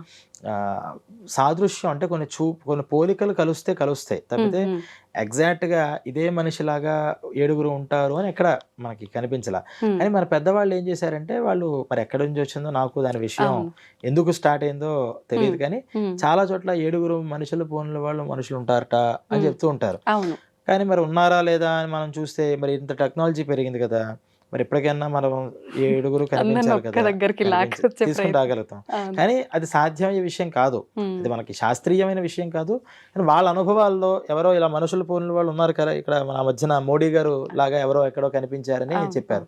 అలా కొంచెం పోలికలు ఉండేప్పటికీ ఉమ్, ఇలా ఉంటారు అని 7 సంఖ్య చెప్పి ఉండాలి. ఉమ్, ఉమ్, వాళ్ళకి వీళ్ళకి ముందర ఎటువంటి సంబంధాలు ఉండవు. ఉమ్, ఇంకోటి మీరు అడిగింది, గర్భంలో ఉన్నటువంటి ఇద్దరు పిల్లలు పుట్టినప్పుడు ఉమ్, వీళ్ళకి ఎటువంటి సంబంధం ఉంటుంది. ఖచ్చితంగా కలిసి పుట్టే వాళ్ళకి ఎంత సంబంధం అంటే, కవల పిల్లలు అంటాం, ఆ కవల పిల్లలకి ఎంత అటాచ్మెంట్ ఉంటుందో, ఒకే గర్భంలో జన్మ ఇస్తున్న వాళ్ళకి కూడా పూర్వజన్మలతో సంబంధం ఖచ్చితంగా ఉంటుంది, ఉమ్, ఉమ్, ఉమ్, పూర్వజన్మలతో. ఉమ్, అందుకనే ఈ సుత అనే శబ్దానికి ఉమ్, కొడుకు అనేటటువంటి అర్థం తోబుట్టువుని కూడా ఉంది.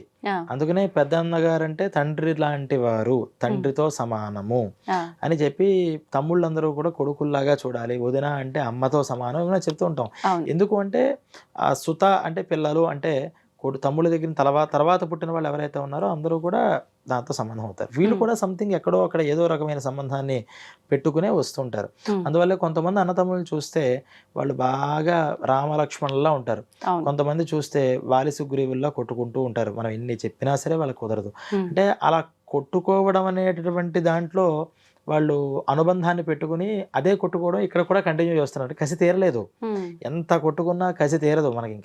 ఇంకా వాడిని ఏదో చేయాలని బాగా లోపల పెట్టేసుకుంటాడు.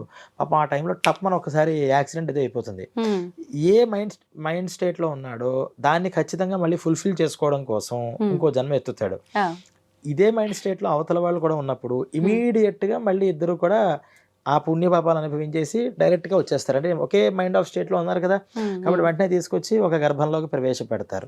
పెట్టడంతోనే పుట్టుక నుంచి అంతేనండి, వాళ్ళు ఎప్పుడు క్షణం అంటే పడదు అన్నతమ్ములకి అంటాం. అవును. ఏంటి పుట్టుక నుంచి పడకపోవడం అంటే ఇది లింక్ అనమాట. ఉమ్, ఉమ్, ఉమ్, ఏంటో ఫస్ట్ నుంచి చిన్న పిల్లాడు ఆ తమ్ముడు పుట్టినప్పటి నుంచి ఎంతో ప్రేమగా చూసేది ఈ అక్క అంటాం. అవును, అవును. పుట్టినప్పటి నుంచి అంత వాడు ఎంత హింసిస్తున్నా ఈ ప్రేమిస్తూనే ఉంటుంది ఈ పెద్ద అమ్మాయి అంటాం. అది ఈ అనుబంధ రూపంగా ఉన్నటువంటి రుణం అనమాట. ఓకే. అయితే ఇప్పుడు ఈ మధ్య కాలంలో మనం చాలా విన్నాము, చూసాం కూడా సోషల్ మీడియా ద్వారా. కొంతమంది నాకు గత జన్మ జ్ఞాపకాలు గుర్తొస్తున్నాయని చెప్పి, కొంతమంది నాకు గత జన్మలో పలానా వాళ్ళు నా పేరెంట్స్ అని, లేదు అంటే వాళ్ళు నా బ్రదర్ అని, సిస్టర్ అని అక్కడికి వెళ్ళి చూడాలని చెప్పి పేర్లతో సహా కొన్ని సందర్భాల్లో చెప్పినవి కూడా ఉన్నాయి. నిజంగా అట్లా గత జన్మ గుర్తొచ్చి ఇలాంటివి చెప్పేవన్నీ నిజమేనా? అలా వచ్చే అవకాశం ఉంటుందంటారా? ఉంటుందండి. పూర్వం నిద్రని మరణం అన్నారు. ఉమ్, నిద్రపోయామంటే ఈరోజు అయిపోయింది, అక్కడితో ఆ డే ఎండ్ అయిపోయింది కదా. ఆ, నిద్రలో మనకేమన్నా అసలు గుర్తుంటుందా? అసలు ఏం జరిగింది, అసలు ఎవరు నిద్రపోతున్నారో కూడా తెలియదు. ఉమ్, ఎప్పుడైనా కల వస్తున్నప్పుడు మాత్రం నేను నేను కళ్ళను చూస్తున్నాను అంటాం. కల్లో కనిపించేది మనమే, కానీ మనకేంటంటే ఫీలింగ్ నేను ఏదో సినిమా చూస్తున్నట్టు చూస్తున్నాను, కానీ కల్లో కూడా నేను నాకు ఇలా జరుగుతోంది.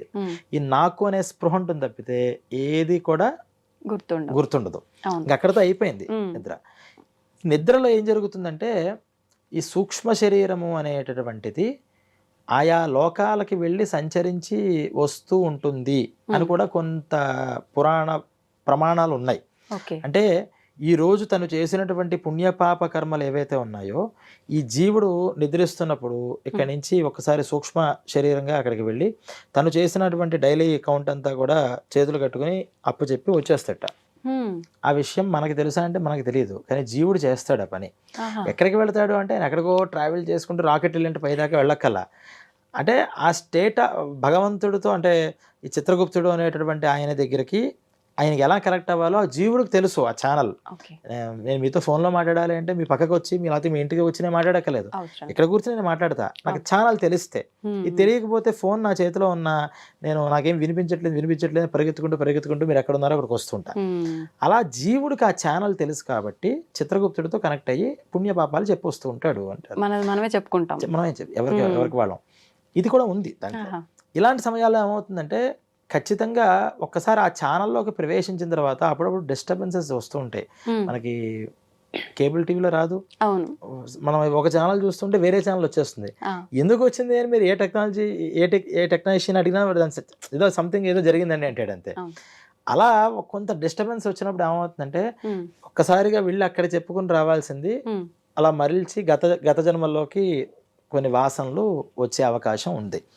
కొంతమందికి ఏంటంటే ఇది కళల్లో వచ్చేది, పుట్టుకతోనే పూర్వ ప్రజ్ఞ అంటారు. అంటే గతంలో చాలా ఒక ఏకాగ్రతతో ప్రతి విషయాన్ని మనస్సులో బాగా పెట్టుకోవడం కనుక పెట్టుకుంటే మరణించిన తర్వాత కూడా ఆ జీవికి అదే ఎబిలిటీస్, అదే మెమరీ ఉండిపోతుంది. దానివల్ల మెయిన్ విషయాలు చాలా వరకు అతనికి మెమరీలో ఉండి అది ఇన్ని శిక్ష పుణ్యపాపాలు అనుభవించిన తర్వాత జన్మకి కూడా మళ్ళీ ట్రాన్స్ఫర్ అయ్యే అవకాశం ఉంటుంది. అప్పుడు ఏంటి, పుట్టిన వెంటనే వాళ్ళు మనం కొంతమంది చెప్తూ ఉంటాం, వాళ్ళు పుట్టిన వెంటనే వాళ్ళు చాలా గొప్పగా ప్రవర్తించారు, అవన్నీ చెప్పారు, ఆ ప్లేసెస్ చూపించారు, అక్కడికి వెళ్ళారు, నిజంగా వీళ్ళు చెప్పినట్టే జరిగింది, ఇతనికి ఆ సంబంధంతో లేదు, చిన్న పిల్లాడు చెప్పేది అని. మరి నమ్మాల్సిందే కదా. ఎందుకు ఇలా జరుగుతుంది అంటే అంత మెమరీతో ఉండడం వల్ల పూర్వజన్మలలో ఇది జరుగుతుంటుంది. మీకు ఇంకా విషయం ఏంటంటే ఈ చాలామందికి మీరు ఇప్పుడు మన వీడియో చూస్తున్న వాళ్ళల్లో కూడా చాలా కుటుంబాలలో ఖచ్చితంగా అంటే 100కి 5% కుటుంబాల్లో ఈ అనుభవాలు వాళ్ళ పెద్దవాళ్ళు ఎవరికైనా ఉంటుంది. యమభటుల్ని చూశారు, కల్లో కనిపించారు, ఇలా ముందుకు వచ్చినట్టు అనిపించింది అని చెప్పి. అంటే వీళ్ళు ఖచ్చితంగా మరి కనిపిస్తూ ఉంటారు. అంటే వాళ్ళు ఉన్నారు అని వాళ్ళు ఎప్పుడు ఒకడు చెప్తే అబద్ధం, ఇద్దరు చెప్తే అబద్ధం. ఖచ్చితంగా ప్రతి ఇళ్లలోనూ ఎవరో పెద్దవాళ్ళు అరే వాళ్ళు కనిపించారా అని ఆ మర్నాడో లేకపోతే ఆ ముందర రోజు లేకపోతే తర్వాత రోజు ఎవరో పోతారు అక్కడ. ఇది కూడా వాళ్ళ దాంట్లో వాళ్ళు చెప్తారు అనుభవాల్లో. ఇలా యమభటులుని వీళ్ళు ఎలా చూడగలిగారు ఇక్కడి నుంచి అంటే అది కూడా బై మిస్టేక్ జరుగుతుంది. మరి దేవుళ్ళు కదండి, అలా దేవుడు కూడా మిస్టేక్ చేస్తాడు. వాళ్ళ దేవతలు మనం గుర్తుంచుకోవాల్సింది ఏంటంటే నీకన్నా కొంచెం ఎబిలిటీ ఉంది వాళ్ళకి, దేవతలకి. దేవుడు వేరు, ఆయన ఆల్మైటీ, ఆయనకి అసలు ఇంకా తప్పు ఒప్పు తక్కువ ఎక్కువ ఏమీ లేవు, అది వేరు. ఈ దేవతలు అనేవాళ్ళు ఎవరంటే మనకన్నా ఎక్కువ జ్ఞానం, మనకన్నా ఎక్కువ ఎబిలిటీస్ ఉన్నవాళ్ళు.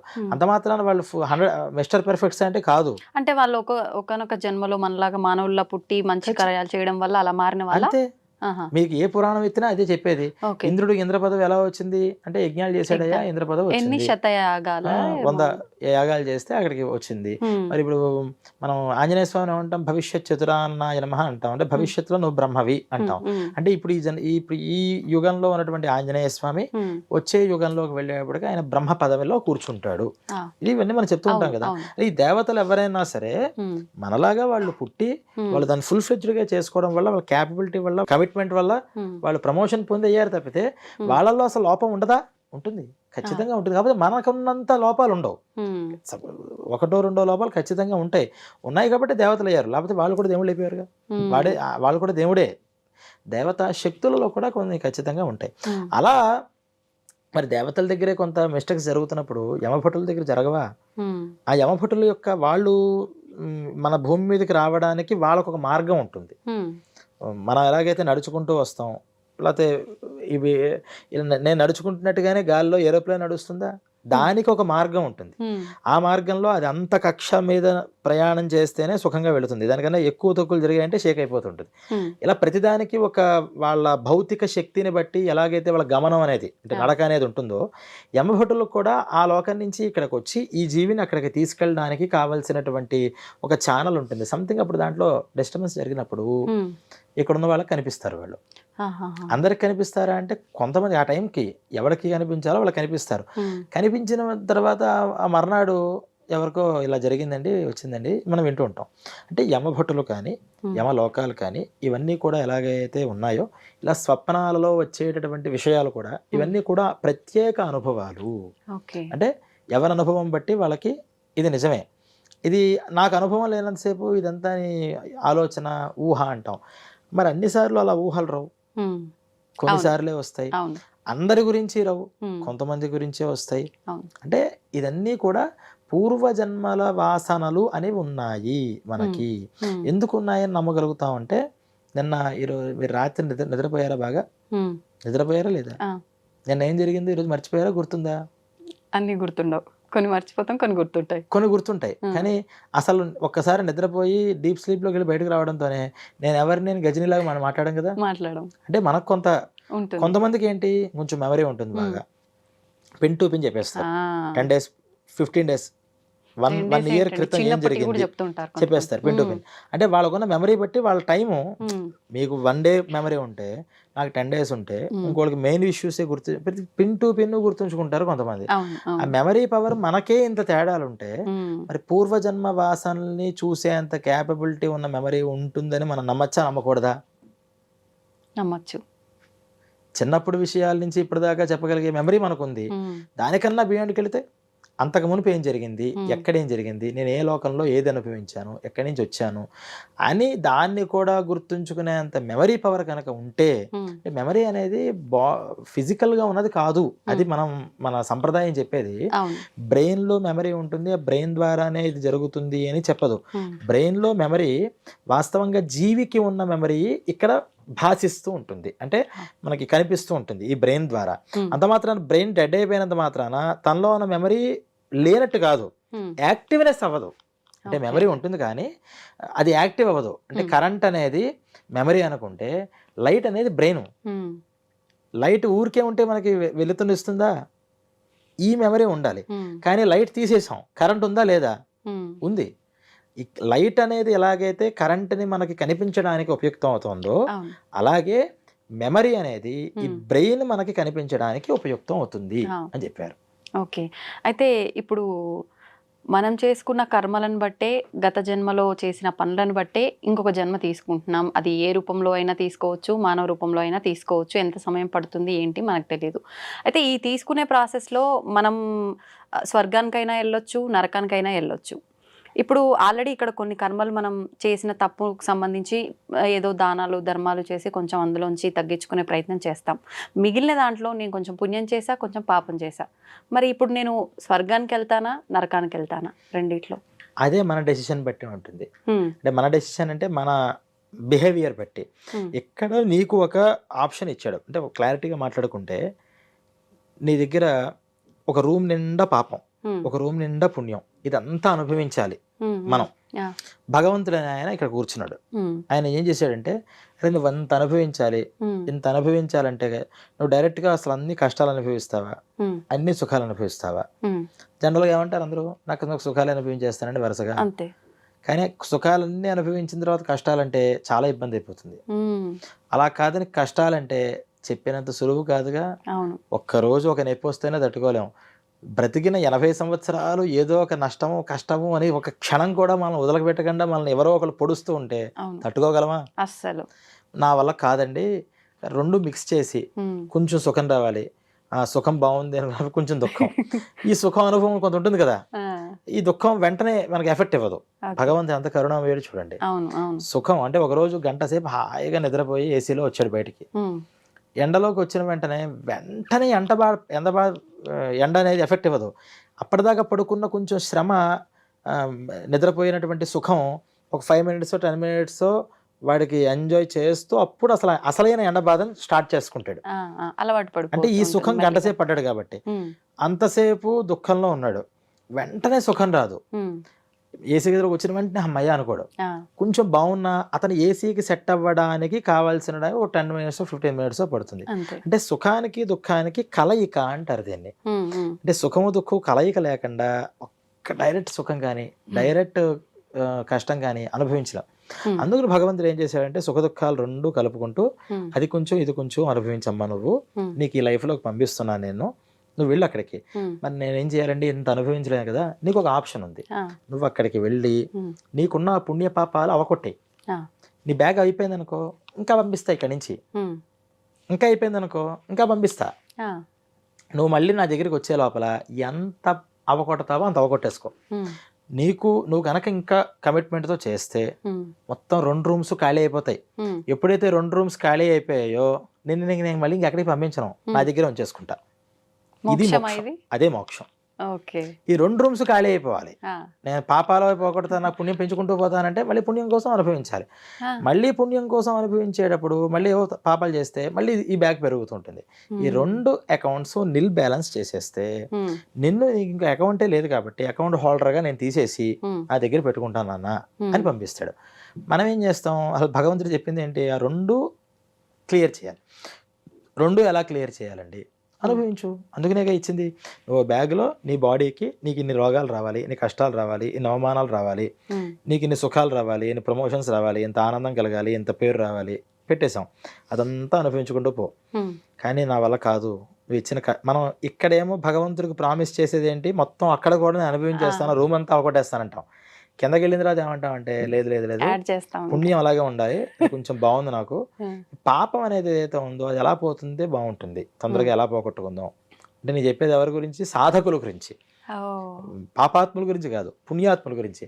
నా పుణ్యం అలా ఉంచి ఫస్ట్ పాపాన్ని పోగొట్టిన మార్గం చూద్దామని చాలామంది ఏం చేస్తారు, పాపాన్ని పోగొట్టుకోవడానికి ఎన్నో దానాలు, ధర్మాలు, గుళ్ళు, గోపురాలు, నదీ తీర్థాలు, తీర్థయాత్రలు, క్షేత్రయాత్రలు అన్నీ చేసి ఆ పాపాన్ని కడుక్కుంటుంటారు. ఇక్కడ క్లియర్ అవుతూ ఉంటుంది, వస్తూ ఉంటుంది, క్లియర్ అవుతూ ఉంటుంది, వస్తూ ఉంటుంది.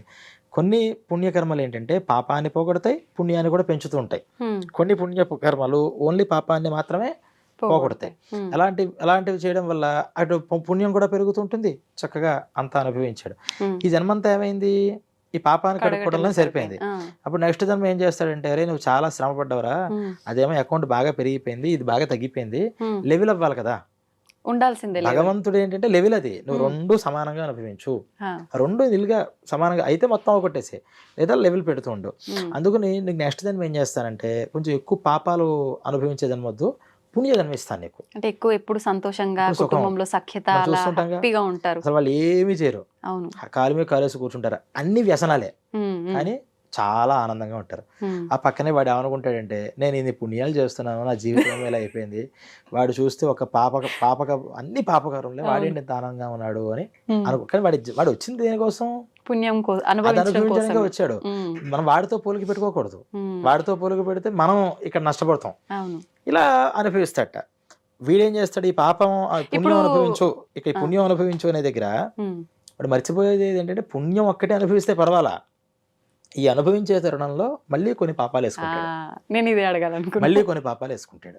ఈ పాపాలు అంటే పుణ్యం అనుభవించడం, పాపం వేసుకోవడం అంటే ఏంటి అని అంటే, మంచి భార్యనిచ్చాడు, చక్కగా భార్యతో ఆనందంగా ఉండు, పిల్లల్నిచ్చారు, పిల్లలతో ఆనందంగా ఉండు, ఇది పుణ్యం. కానీ మంచి భార్యను ఎప్పుడైతే ఇచ్చాడో వీడు ఏం చేస్తాడంటే, ఆ భార్య కాకుండా వేరే స్త్రీలు అనేటటువంటి ఇల్లీగల్ అఫైర్ స్టార్ట్ చేస్తాడు. ఇది ఏమవుతుంది, పాపం. కానీ పుణ్యాన్ని అనుభవిస్తున్నాడా లేదా, అక్కడ సుఖాన్ని అనుభవిస్తున్నాడు, పుణ్యం అవుతోంది, కానీ పాపం కూడా పెరుగుతుంది. పిల్లలు, ఆ పిల్లలేమో పాపం ప్రేమగా వీడితో ఉంటూ ఉంటే అస్తమాని ఈ పిల్లలు తలకాయ నొప్పిగా ఉన్నా వాళ్ళు విసుక్కుంటూ ఉంటాడు, కొడుతూ ఉంటాడు, వాళ్ళని దూరం పెడుతూ ఉంటాడు. దూరం పెట్టడం వల్ల నా పిల్లల్ని పెట్టాను, వాళ్ళు దెబ్బకి, అంటే కొంతమంది శాడిస్ట్ ఉంటారు, ఈ శాడిస్టులకు ఆనందపడతారు, వాళ్ళు పక్క వాళ్ళని బాధ పెడితే వాళ్ళకి కలిగేది ఆనందమే. ఈ ఆనందం దేని వల్ల వస్తుంది, ఈ పుణ్యం వల్ల వస్తుంది. వాడు అది అనుభవించడానికి వచ్చాడు, చక్కగా అనుభవిస్తున్నాడు, ఆనందపడుతున్నాడు, కానీ పక్కవాడు బాధపడుతున్నాడు కదా, ఇదంతా మళ్ళీ పాపం కింద పెరుగుతుంది. ఇదంతా కంప్లీట్ చేసి జన్మ అయిపోయింది, మళ్ళీ పైకి వెళితే అకౌంట్ రివర్స్ అయిపోయింది. పాపం ఏమో అంత పెరిగింది, పుణ్యం ఏమో తగ్గిపోయింది. ఇదేంటంటే అంటే అరే నీకేం చెప్పాను నేను, ఆ పుణ్యం అనుభవించుకోరా నాయనా, దాన్ని తర్వాత నీకు లెవెల్లో ఇస్తానంటే నువ్వు వెళ్ళి మొత్తం దాన్ని జీరో చేసేసుకున్నావు, దీన్నేమో 100% చేసావు, ఇప్పుడు ఈ రూమ్ అంతా నిండింది, నీకు మళ్ళీ పుణ్యజన్మ కాదు, మళ్ళీ పాపిష్టి జన్మిస్తాను, మళ్ళీ వెళ్ళి అంటాడు. ఇంకా అన్ని దరిద్రాలే, వాడు ఏం ముట్టుకుంటే భస్మం అయిపోతుంటుంది. అన్ని పిల్లలు అందరూ రాళ్లతో కొడతారు, కొట్టుకుని చంపేస్తారు. నడి రోడ్డు మీద కుక్క చావు ఉంటాం కదా, ఈ కుక్కల్లాగా పుట్టి లారీ గుద్ది గుద్ది గుద్ది దాని మీద వెళ్ళి పేస్ట్ అయిపోయి ఎముకలతో సహా అది పేస్ట్ చివరి దాకా కూడా ప్రాణం పోయేదాకా కూడా నొప్పిని అనుభవిస్తూనే ఉంటాడు. ఘోరమైన చావు అనమాట. ఇవన్నీ దీని మీద వస్తాయి. ఇదంతా వెళ్ళిన తర్వాత మళ్ళీ క్లియర్ చేసుకుని ఇంతే, ఇంకా అది పెరుగుతుంది. అదేదో సినిమాలో చూపించినట్టుగా ఇలా నొక్కుతుంటే శవం లేస్తూ ఉంటుంది, మళ్ళీ పడుతూ ఉంటుంది. ఇంత అనమాట. ఇక్కడ కూర్చుని ఏం చేయాలో తెలియదు. కానీ భగవంతుడు చెప్పిన దానికోసం మనల్ని ఇక్కడికి కాదు. ఇక్కడికి వచ్చిన తర్వాత పుణ్యపాపాలను రెండు కూడా చెప్పమన్నాడు, బాగుంది. వాటిని మనం సక్రమంగా పెట్టుకోవాలి. సక్రమంగా పెట్టుకోవాలంటే ఏంటి, ఫస్ట్ మనకి ఒకళ్ళు ప్రీచ్ చేసేవాళ్ళు కావాలి, టీచ్ చేసేవాళ్ళు కావాలి, సరిగ్గా నియామకం చేసేవాళ్ళు కావాలి. అందువల్ల మనం ఒక గురువుని ఆశ్రయించాలి అని ఒక గురువుని ఆశ్రయించాలట. కనిపించిన ప్రతి ఒక్కళ్ళని ఏం చెప్తే వెళ్ళిపోతామంటే 100 మార్గాలు ఉన్నాయి, అన్నీ కరెక్టే, మనం దేంట్లోనే వెళ్ళాం. ఒక గురువుని ఆశ్రయించాలి. చావు అంటే చచ్చిపో, బ్రతుకు అంటే బ్రతుకు, కూర్చో అంటే కూర్చో, నుంచో అంటే నుంచో, అంతా ఆయనకి ఇచ్చేసాం. ఆ పుణ్య పాపాలు ఎవరి మీద వస్తాయి, ఆయనకే వస్తాయి. మనల్ని ఒకవేళ రాంగ్ వేలో లీడ్ చేస్తే ఆ పాపం మనకు లేదు. ఎందుకంటే ఆయన మీద నమ్మకంతో ఆయన చెప్పాడని చేశాను, నాకేం దాంట్లో ఎటువంటి స్వార్థము లేదు. అప్పుడు ఏమవుతుంది, ఆ పుణ్యపాపాలన్నీ ఆయన మీద పడతాయి, మన మీద పడవు. అందువల్ల ఆయన్ని ఒక గురువు అనేటువంటి ఆయన పట్టుకుని నువ్వు ఇలా వెళ్ళరా, నువ్వు ఇలా చెయ్యి అంటే ఆ ప్రకారం మనం అడుగులు వేసుకుంటూ వెళ్ళిపోతే కొంత జ్ఞానం అంటే కొన్ని ప్రాక్టికల్స్ మనం చేయగా మనకు ఒక మైండ్ సెట్ వస్తుంది. ఓ ఇన్ని పుణ్యపాపాలు ఉన్నాయి, ఇక్కడ నేను అనుభవించాలి, సరే పుణ్యం ఎలాగో అనుభవిస్తాం. ఈ పుణ్యాన్ని పోగొట్టుకోవాలంటే ఎలాగా అంటే ఈ పుణ్యకర్మ అంతా నాది కాదు అనుకుంటే చాలు. ఎంత సింపుల్ తెలుసా మీకు, పుణ్యం కానీ పాపం కానీ నాది కాదు, చాలా సింపుల్. ఇది ఇదే, ఈ పుణ్యం పాపం నాది అంటే నేను కష్టపడితే ఇది వచ్చింది, నేను ఎంతో కష్టపడ్డాను కాబట్టి జరిగింది అని అనుకుంటున్నాను కదా ప్రతి దగ్గర. ఇది నాది కాదురా నాయన, అసలు నాదేం లేదు, జస్ట్ అలా జరిగింది అంతే, బై యాక్షన్ ఇవన్నీ వెళ్ళిపోయాయి. అసలు నేను అనుభవించేవాడిని కాదు, నేను చేసేవాడిని కాదు, దీని మీద నాకు అసలు ఎటువంటి అటాచ్మెంట్ లేదు, నేను అన్నిటినిచ్చి నేను దూరంగా ఉన్నవాడిని అని వాడు ఫీల్ అవ్వగలిగితే ఆ ఒక్క క్షణం దాన్నే జ్ఞానం అంటారు. అది ఒక్కసారి రావడంతో ఏమవుతుందంటే ఈ అటాచ్మెంట్ తెగిపోతుంది, సన్న దారం అది తెగిపోయిన వెంటనే ఇప్పుడు ఆ రూమ్స్ ఏమైపోయాయి, ఉన్నాయి అక్కడే, కానీ ఇతనికి సంబంధం లేదు. టక్మని తీసుకున్నాడు భగవంతుడు, ఆయన దగ్గర పెట్టేసుకున్నాడు. మీకు అర్థమైందా? ఆ రూమ్స్కి పుణ్యపాపాలు అనేటువంటి 2 రూమ్స్కి ఈ జీవుడికి సంబంధం ఎక్కడుంది, ఇది నాది అని అనుకోవడంలో ఇది మమకారం అంటారు, ఇది నేను అనుభవిస్తున్నాను అహంకారం అంటారు. అహంకార మమకార రూపంగా ఆ థ్రెడ్స్ తో కట్టాడు ఇలాగ ఆయన. నువ్వు ఈ థ్రెడ్స్ ను వదిలేసి ఎంత అనుభవిద్దామన్నా అది బావిలో నీళ్ళలాగా ఊరుతూనే ఉంటుంది. ఈ 2 థ్రెడ్స్ ని గమనించి ఓహో ఇక్కడుందా సీక్రెట్, వీటిని కట్ చేసేద్దాం అని ఎవరైతే వీటిని కట్ చేస్తారో జ్ఞానాగ్ని దగ్ధ కర్మాణి అని ఈ 2 ఏమవుతాయంటే ఈ 2 లింక్స్ లేనప్పుడు వాటితో ఈ జీవుడికి సంబంధమే లేదు కదా. అంటే 2 రకాలు, ఒకటి అవన్నీ అనుభవించి జీరో బ్యాలెన్స్ చేసుకుని భగవంతుడి దగ్గరికి వెళ్ళిపోవడం ఒక పద్ధతి, రెండోది వాటితో మనకున్న లింక్ ని కట్ చేసుకుంటే సరిపోతుంది కదా. అది అసలు ఎవరి వల్ల కాదు, మొత్తం జీరో అనేది ఎవరి వల్ల కాదు. ఏం చేయాలి, దానికి ఆ పుణ్య పాపాలకి మనకి ఉన్నటువంటి లింక్ ని కట్ చేసేసుకుంటే, ఎప్పుడైతే లింక్ లేదో నాకు ఎంత అకౌంట్ ఉందో, నాకు దాంట్లో పుణ్యం ఉన్నా పాపం ఉన్నా అంతా నాకు సంబంధం లేదు, నేను వదిలేసా. ఎవరిది అది, అంతా భగవంతుడిది. ఆయన అకౌంట్ లో పడిపోయింది. ఆయన ఏం చేస్తాడంటే నాకు ఇవన్నీ ఎక్కడ పడతాయిరా నాయన, ఇవన్నీ భస్మం అంటాడు. ఇలా రావడం కోసం ఈ మానవ జన్మ పంపించారు. మరి అలా వెళ్ళాలి అంటే మనకు తెలియాల్సింది ఏంటి, ఫస్ట్ అసలు పుణ్యం అంటే ఏంటి, పాపం అంటే ఏంటి, చేస్తే ఎలా ఉంటుంది నెక్స్ట్ జన్మ. అంటే ఇక్కడికే ఈ రోజు నేను ఆనందంగా ఉన్నా, ఎవరినో కొట్టేశా, మోసం చేశా, దొంగతనం చేశా, అబద్ధం ఆడేశా, నేను ఈరోజు బిందాస్గా హాయిగా ఉన్నానా లేదా అని అనుకుంటే పాపం. అరే ఇప్పుడు చేసేసాను బాగానే ఉంది, ఈ రోజు కాకపోతే 10 రోజుల తర్వాత అయినా వాడికి నేను తెలుస్తాను, తర్వాత నేను వాడికి మొహం చూపించుకోగలనా. ఇది కొన్ని రోజులు, కొన్ని సంవత్సరాల క్రితం మైండ్ సెట్ ఇలా ఉండేది మనకి. ఇప్పుడు ఏమంటాం, ఏంటి చూస్తే ఏంటి చూడకపోతే ఏంటి వాడి నా మొహం, నేను ఎందుకు చూపించుకుంటా అవును. అంటాం. ఇవన్నీ ఇక్కడిక్కడ ఆలోచిస్తున్నాం. కానీ వన్స్ మనకి ఫైనల్ కాల్ వస్తుంది, వచ్చిన రోజు వీడు మర్చిపోతాడు నేను వీడిని అవమానం చేశానని, అవును. కానీ వాడు గుర్తుంచుకుంటాడు, అరే అంత మంచి మనిషి నీకు అంత మంచి సహకారం చేస్తే వాడికి వెన్నుపోటు పొడిచావు కదా అని ఆయన ఈయన మర్చిపోతాడు.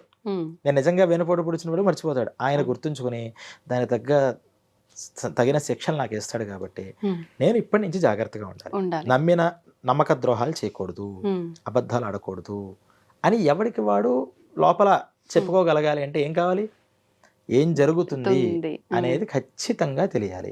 చాలా మందికి తెలియదు, తెలుసుకునే జ్ఞానం ఉండాలి. లేదు అసలు మీకు ఈ రోజుల్లో చాలా మందికి ఏది జరిగితే ఏంటని కూడా తెలియదు. ఆ మధ్యన అపరిచితుడు సినిమా వచ్చిన తర్వాత ఈ కుంభీపాకం, రౌరవం అని కొన్ని పేర్లు తెలిసి కురుమి భోజనం అనే దానికి ఇదంటారన్నమాట అదంటారన్నమాట అని ఆ సినిమా తీయడం వల్ల కూడా కొంత ఉపయోగమైంది. అంటే అసలు కనీసం నరకం, ఇప్పుడు గరుడ పురాణం అని మనం చెప్తే ఈ ప్రేక్షకులు ఎందుకు వింటారు అంటే అపరిచితుడు సినిమాకి దగ్గరగా ఉందా లేదా అని ఏమన్నా వింటున్నారంటే కారణం అపరిచితుడేగా, సినిమాగా. కాబట్టి సినిమా వల్ల కూడా కొంత ప్రయోజనం ఉంది. కానీ అసలు బేసిక్ మనం ఎంత చర్చించుకుంటున్న కారణం ఏంటంటే ఈ మైండ్ సెట్తో మనం ఈ నెక్స్ట్ ఎపిసోడ్స్లో మనం గరుడ పురాణం వింటే మనకు తెలిసేది వేరు. ఇదేం చెప్పకుండా పలానా శిక్షట, ఆ శిక్ష ఎలా ఉంటుంది, వేయిస్తారట, ఇంకోటి కామెడీగా చూడడం వచ్చేసింది మనకి. శిక్షణ కూడా ఏం జరుగుతుందో భయపడం మనం ఇప్పుడు. ఎందుకంటే మనం భయపడడం కోసమే హర్రర్ సినిమాలు చూస్తాం. మనకు భయపడడం కూడా ఆనందం, భయంకరం. అసలు ఇంకా సరే పూర్వం మమ్మీ చూస్తే అప్పట్లో భయపడేవాళ్ళు. మమ్మీ కాదు దానికి ఇంకో తాతయ్య ముత్తాత అన్నీ వచ్చాయి. ఎన్ని వచ్చినా సరే భయపడే రోజుల్లో డబ్బులు ఇచ్చి సరదాగా ఇంకా ఎక్కువ ఎవరు భయపడతారని భయపడడం కోసం సినిమాలకు వెళ్ళే రోజుల్లో ఉన్నాం.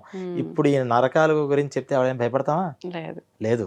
సినిమాలు అంటారేంటి హారర్ హౌసెస్ అని చెప్పి, హారర్ హౌసెస్ దాంట్లో అంటే ఇంకా సాహసం పూర్వం సాహసం, ఇప్పుడు భయానకం. అది దాని పేరు. పైకి వెళ్ళి పై నుంచి కింద పడిపోతూ ఉండడం, అంటే రకరకాల భయపడడమే వ్యసనంగా మారిపోయింది ఈ రోజుల్లో. ఇప్పుడు గరుడ పురాణం ఎవరైనా భయపడుతుందా? అంటే గరుడ పురాణం భయపెట్టడం కోసం కాదు. భయపెడితే ఎన్ని రోజులు కంట్రోల్ ఉంటాడు? ఎలా కళ్ళు కప్పుడుదామా అని చూస్తుంటాడు. అంతే. అలవాటైపోతుంది. వాళ్ళు రియలైజేషన్ రావాలి అంటే ఇప్పుడు దాకా ఈ ఉపాధిఘాతం అంతా మనం మాట్లాడుకున్నాం కదా, ఈ మైండ్ సెట్ తో కరెక్ట్ గా ఆలోచిస్తే నిజమే కదా ఇప్పుడు మనకు వచ్చింది వైరాగ్యం. అందుకనే వైరాగ్యం అనే దాంతోనే ధర్మం అనేది పూర్తిగా నిలబడుతుంది. భక్తి కూడా వైరాగ్యం వల్ల నిలబడుతుంది. ధర్మం కానీ భక్తి కానీ ఏదైనా మనకు రావాలంటే వైరాగ్యం. ఏంటి వైరాగ్యం అంటే ఇదే. అసలు నీకేంట్రా, నువ్వు ఏ పని మీద వచ్చావు, నువ్వు చేయాల్సింది ఏంటి, ఏం చేస్తున్నావు అని ఒక్కసారి మనం ఆలోచించుకుంటే ఆటోమేటిక్గా మనం ఏం చేయాలి అని మనకు ఒక ప్రశ్న పుడుతుంది. అందువల్ల ఈ రోజు మనం ఇవన్నీ కూడా చెప్పుకోవడం జరిగింది. అయితే కొన్నిసార్లు ఈ పాపం పుణ్యం మూటగట్టుకునే ప్రాసెస్లో మనం ఎక్కువగా వింటూ ఉంటాము, మొన్న వాళ్ళని ఇబ్బంది పెట్టాడు, మామూలుగా ఇబ్బంది పెట్టాడు, ఇప్పుడు అనుభవిస్తున్నాడు అని అంటుంటారు. అయితే నిజంగా వాళ్ళని ఇబ్బంది పెట్టినందుకే ఇది అనుభవిస్తున్నాడు అనుకుంటే ఈ పాపం ఇక్కడతో క్లోజ్ అయిపోతుందా? ఇది ఇంకా మళ్ళీ కొంచెం కొనసాగి అక్కడ మనం బ్యాగ్లో దాచిపెట్టుకోవడం లాంటిది ఉంటుందంటారా? అంటే ఇలా ఉంటుందంటే కొన్ని పాపాలు ఆల్రెడీ మనం ఏవైతే అకౌంట్ మీద వచ్చామో అవి మనం అనుభవిస్తూ ఉంటాం. ఈ లోపల మళ్ళీ మనం కొన్ని ఎక్స్ట్రా పాపాలని వేసుకుంటూ ఉంటాం.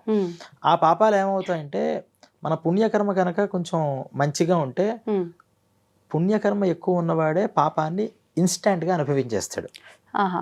పుణ్యకర్మ అస్సలు లేనివాడు పాపాన్ని ఈ జన్మలో అనుభవించడు. బాగా గుర్తుంచుకోండి.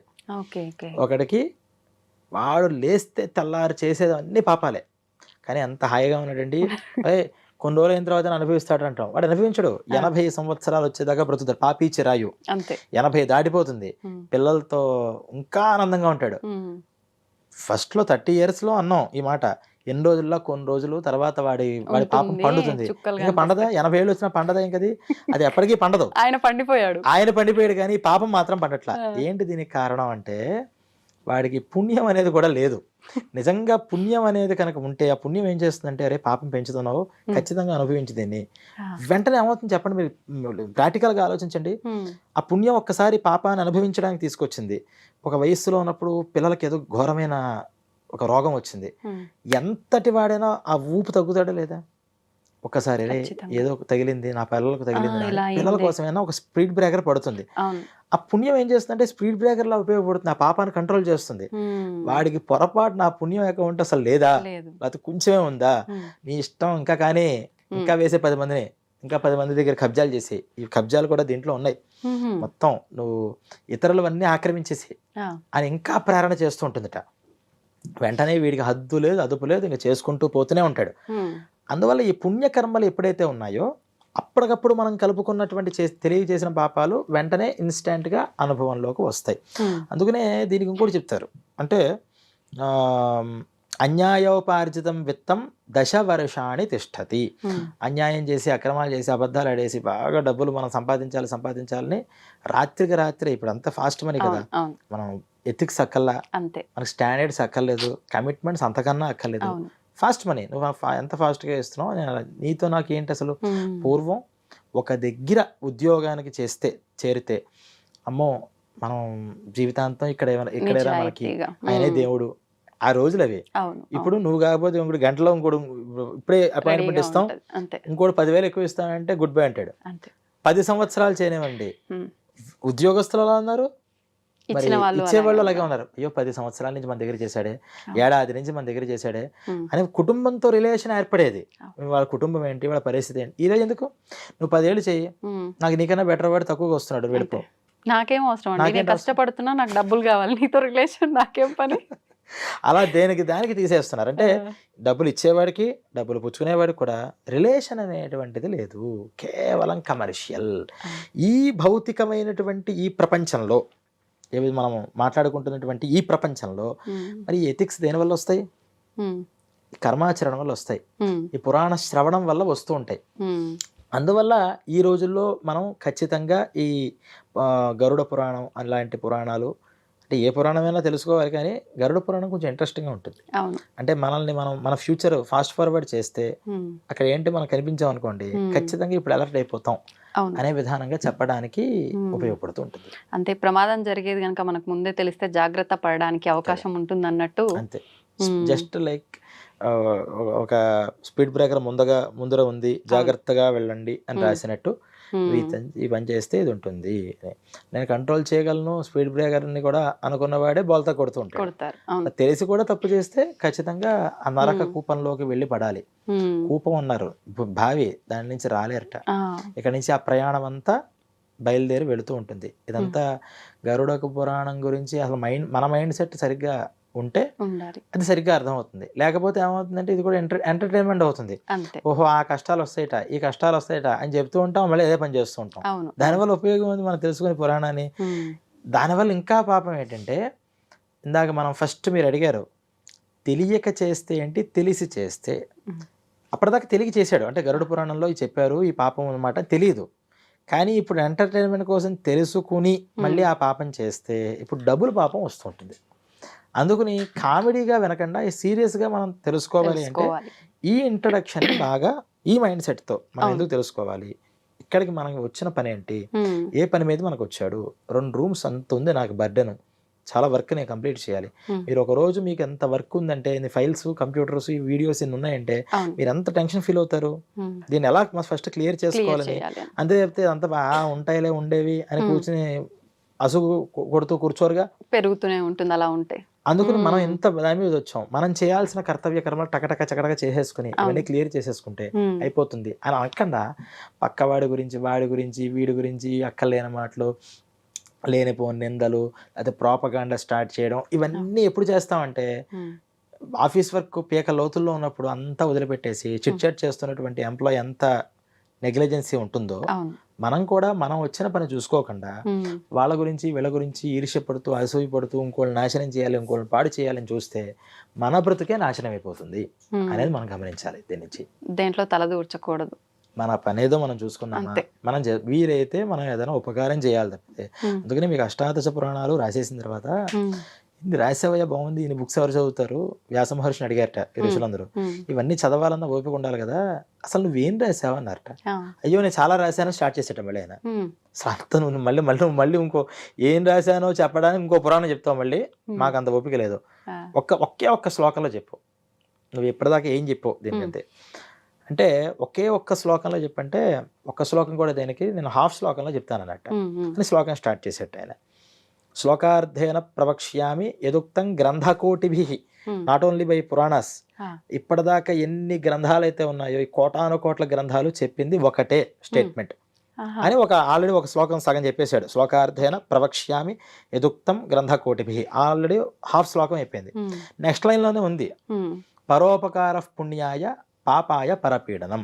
ఇదేరా బాబు అన్ని గ్రంథాలు మొత్తుకుంటుంది. నీకు పుణ్యం కావాలా, ఇంకోటికి ఉపకారం చెయ్యి. పాపం కావాలా, ఇంకోని హింసించు, ఇంకోనికి ఇబ్బంది పెట్టు. కాబట్టి నాకు పుణ్యం కావాలండి, ఉపకారం చేస్తుండు. పాపం కావాలండి, హింసిస్తూ ఉండు. పాపం అక్కర్లేదండి, రివర్స్ చేసుకో, పుణ్యం చేస్తూ ఉండు, ఎవరిని హింసించకు.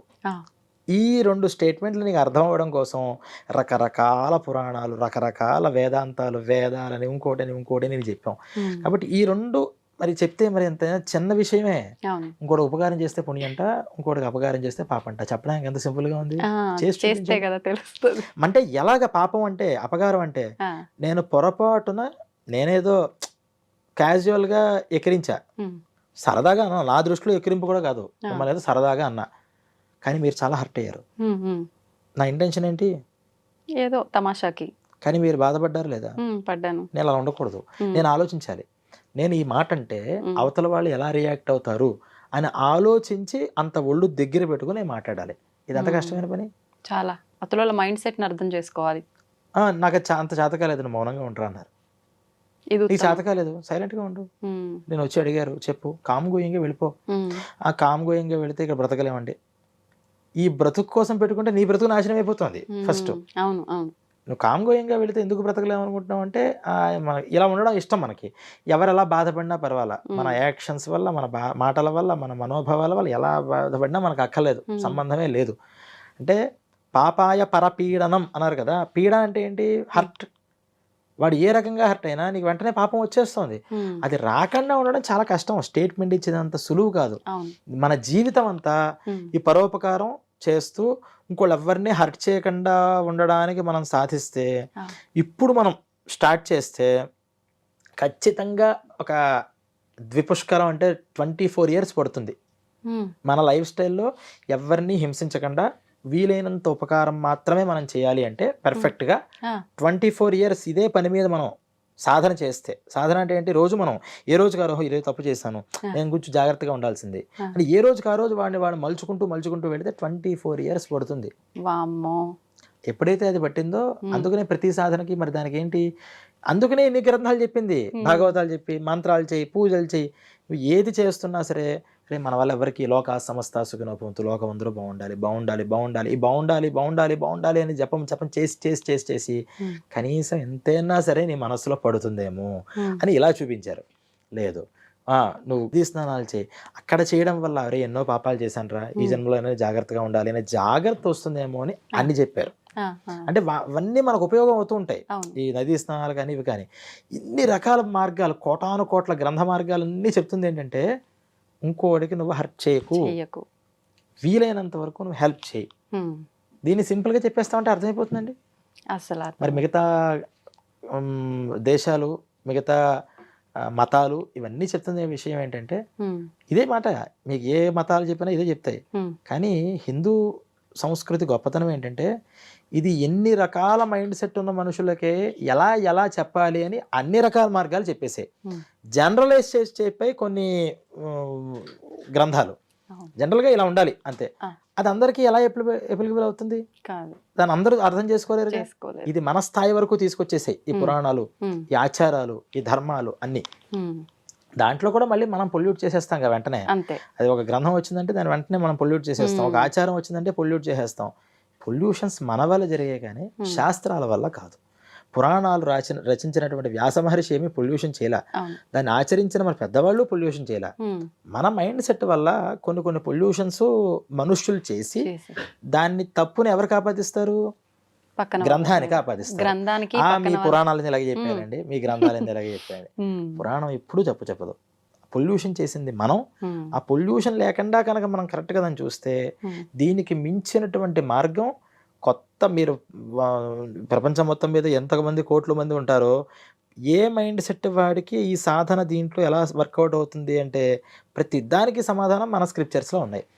ఈ మైండ్ సెట్ ఉంది వీడికి, కాబట్టి వీడి భక్తి మార్గంలో అయితే కనెక్ట్ అవుతాడు, యోగ మార్గంలో కనెక్ట్ అవుతాడు, ధ్యానంతో కనెక్ట్ అవుతాడు, సేవ వీడి సేవతో అవుతాడు, కర్మ ద్వారా అవుతాడు అని మొత్తం అంతా కూడా ఒక జనరలైజ్ చేసేసి ఈ కేటగిరీస్ ఇవి, ఏ మనిషి అయినా సరే ఏదో కేటగిరీకి చెందుతాడు అని. ఆ కేటగిరీలో కూడా మళ్ళీ మీ ఎబిలిటీస్ వేరు, నా ఎబిలిటీస్ వేరు. మీరు రోజంతా పూజలు చేయలేరు కూర్చుని, నాకు గంటలోనే పూజ కావాలి, నాకు ఫలితం కావాలంటారు. దానికి ఎలా ఇవ్వాలి? నేను రోజంతా కూర్చుని చేస్తానండి, నేనేం చేయాలంటాను నేను. ఇలా రకరకాల వాళ్ళకి మళ్ళీ దాంట్లో మరి ఎంత చెప్పండి. ఇది ఒకళ్ళు చేసిన శ్రమ, పోనీ ఎవరు ఒక ఆయన నా వెనకాలే రండి అని చెప్పాడా? రాలా. కొన్ని కోట్ల మంది మహర్షులు. మరి ఎంతమంది మహర్షులు కూడా ఒక అసత్యం గురించి పోరాడే వాళ్ళు ఎవరైనా ఉంటారండి? నిజంగా పోరాడారు అనుకోండి, మరి వాళ్ళలో వాళ్ళకి ఎన్నో భేదాభిప్రాయాలు ఉండద్దా? భేదాభిప్రాయాలు లేవు, భిన్నాభిప్రాయాలు ఉన్నాయి. భేదాభిప్రాయం ఏ మహర్షి మధ్యలో లేదు, భిన్నాభిప్రాయం ఉంది. ఒక ఆయన ఇది చూసి ఇదంతా లైట్ బాగుంది, స్క్వేర్ షేప్లో ఉంది అన్నాడు. ఇంకో ఆయన ఇది చూసి ఇది వైట్ కలర్లో ఉంది బాగుందన్నాడు. ఇంకో ఆయన బిగ్గా పెద్దగా ఉంది బాగుందన్నాడు.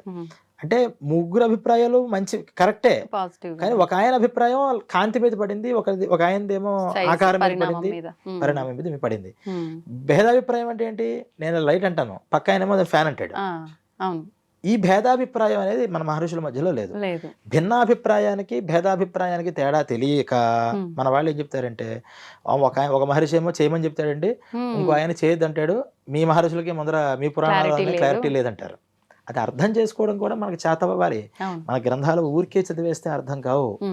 ఈవెన్ మన గ్రంథం చదవడానికి కూడా ఒక ఎలిజిబిలిటీ అనేది ఉండాలి.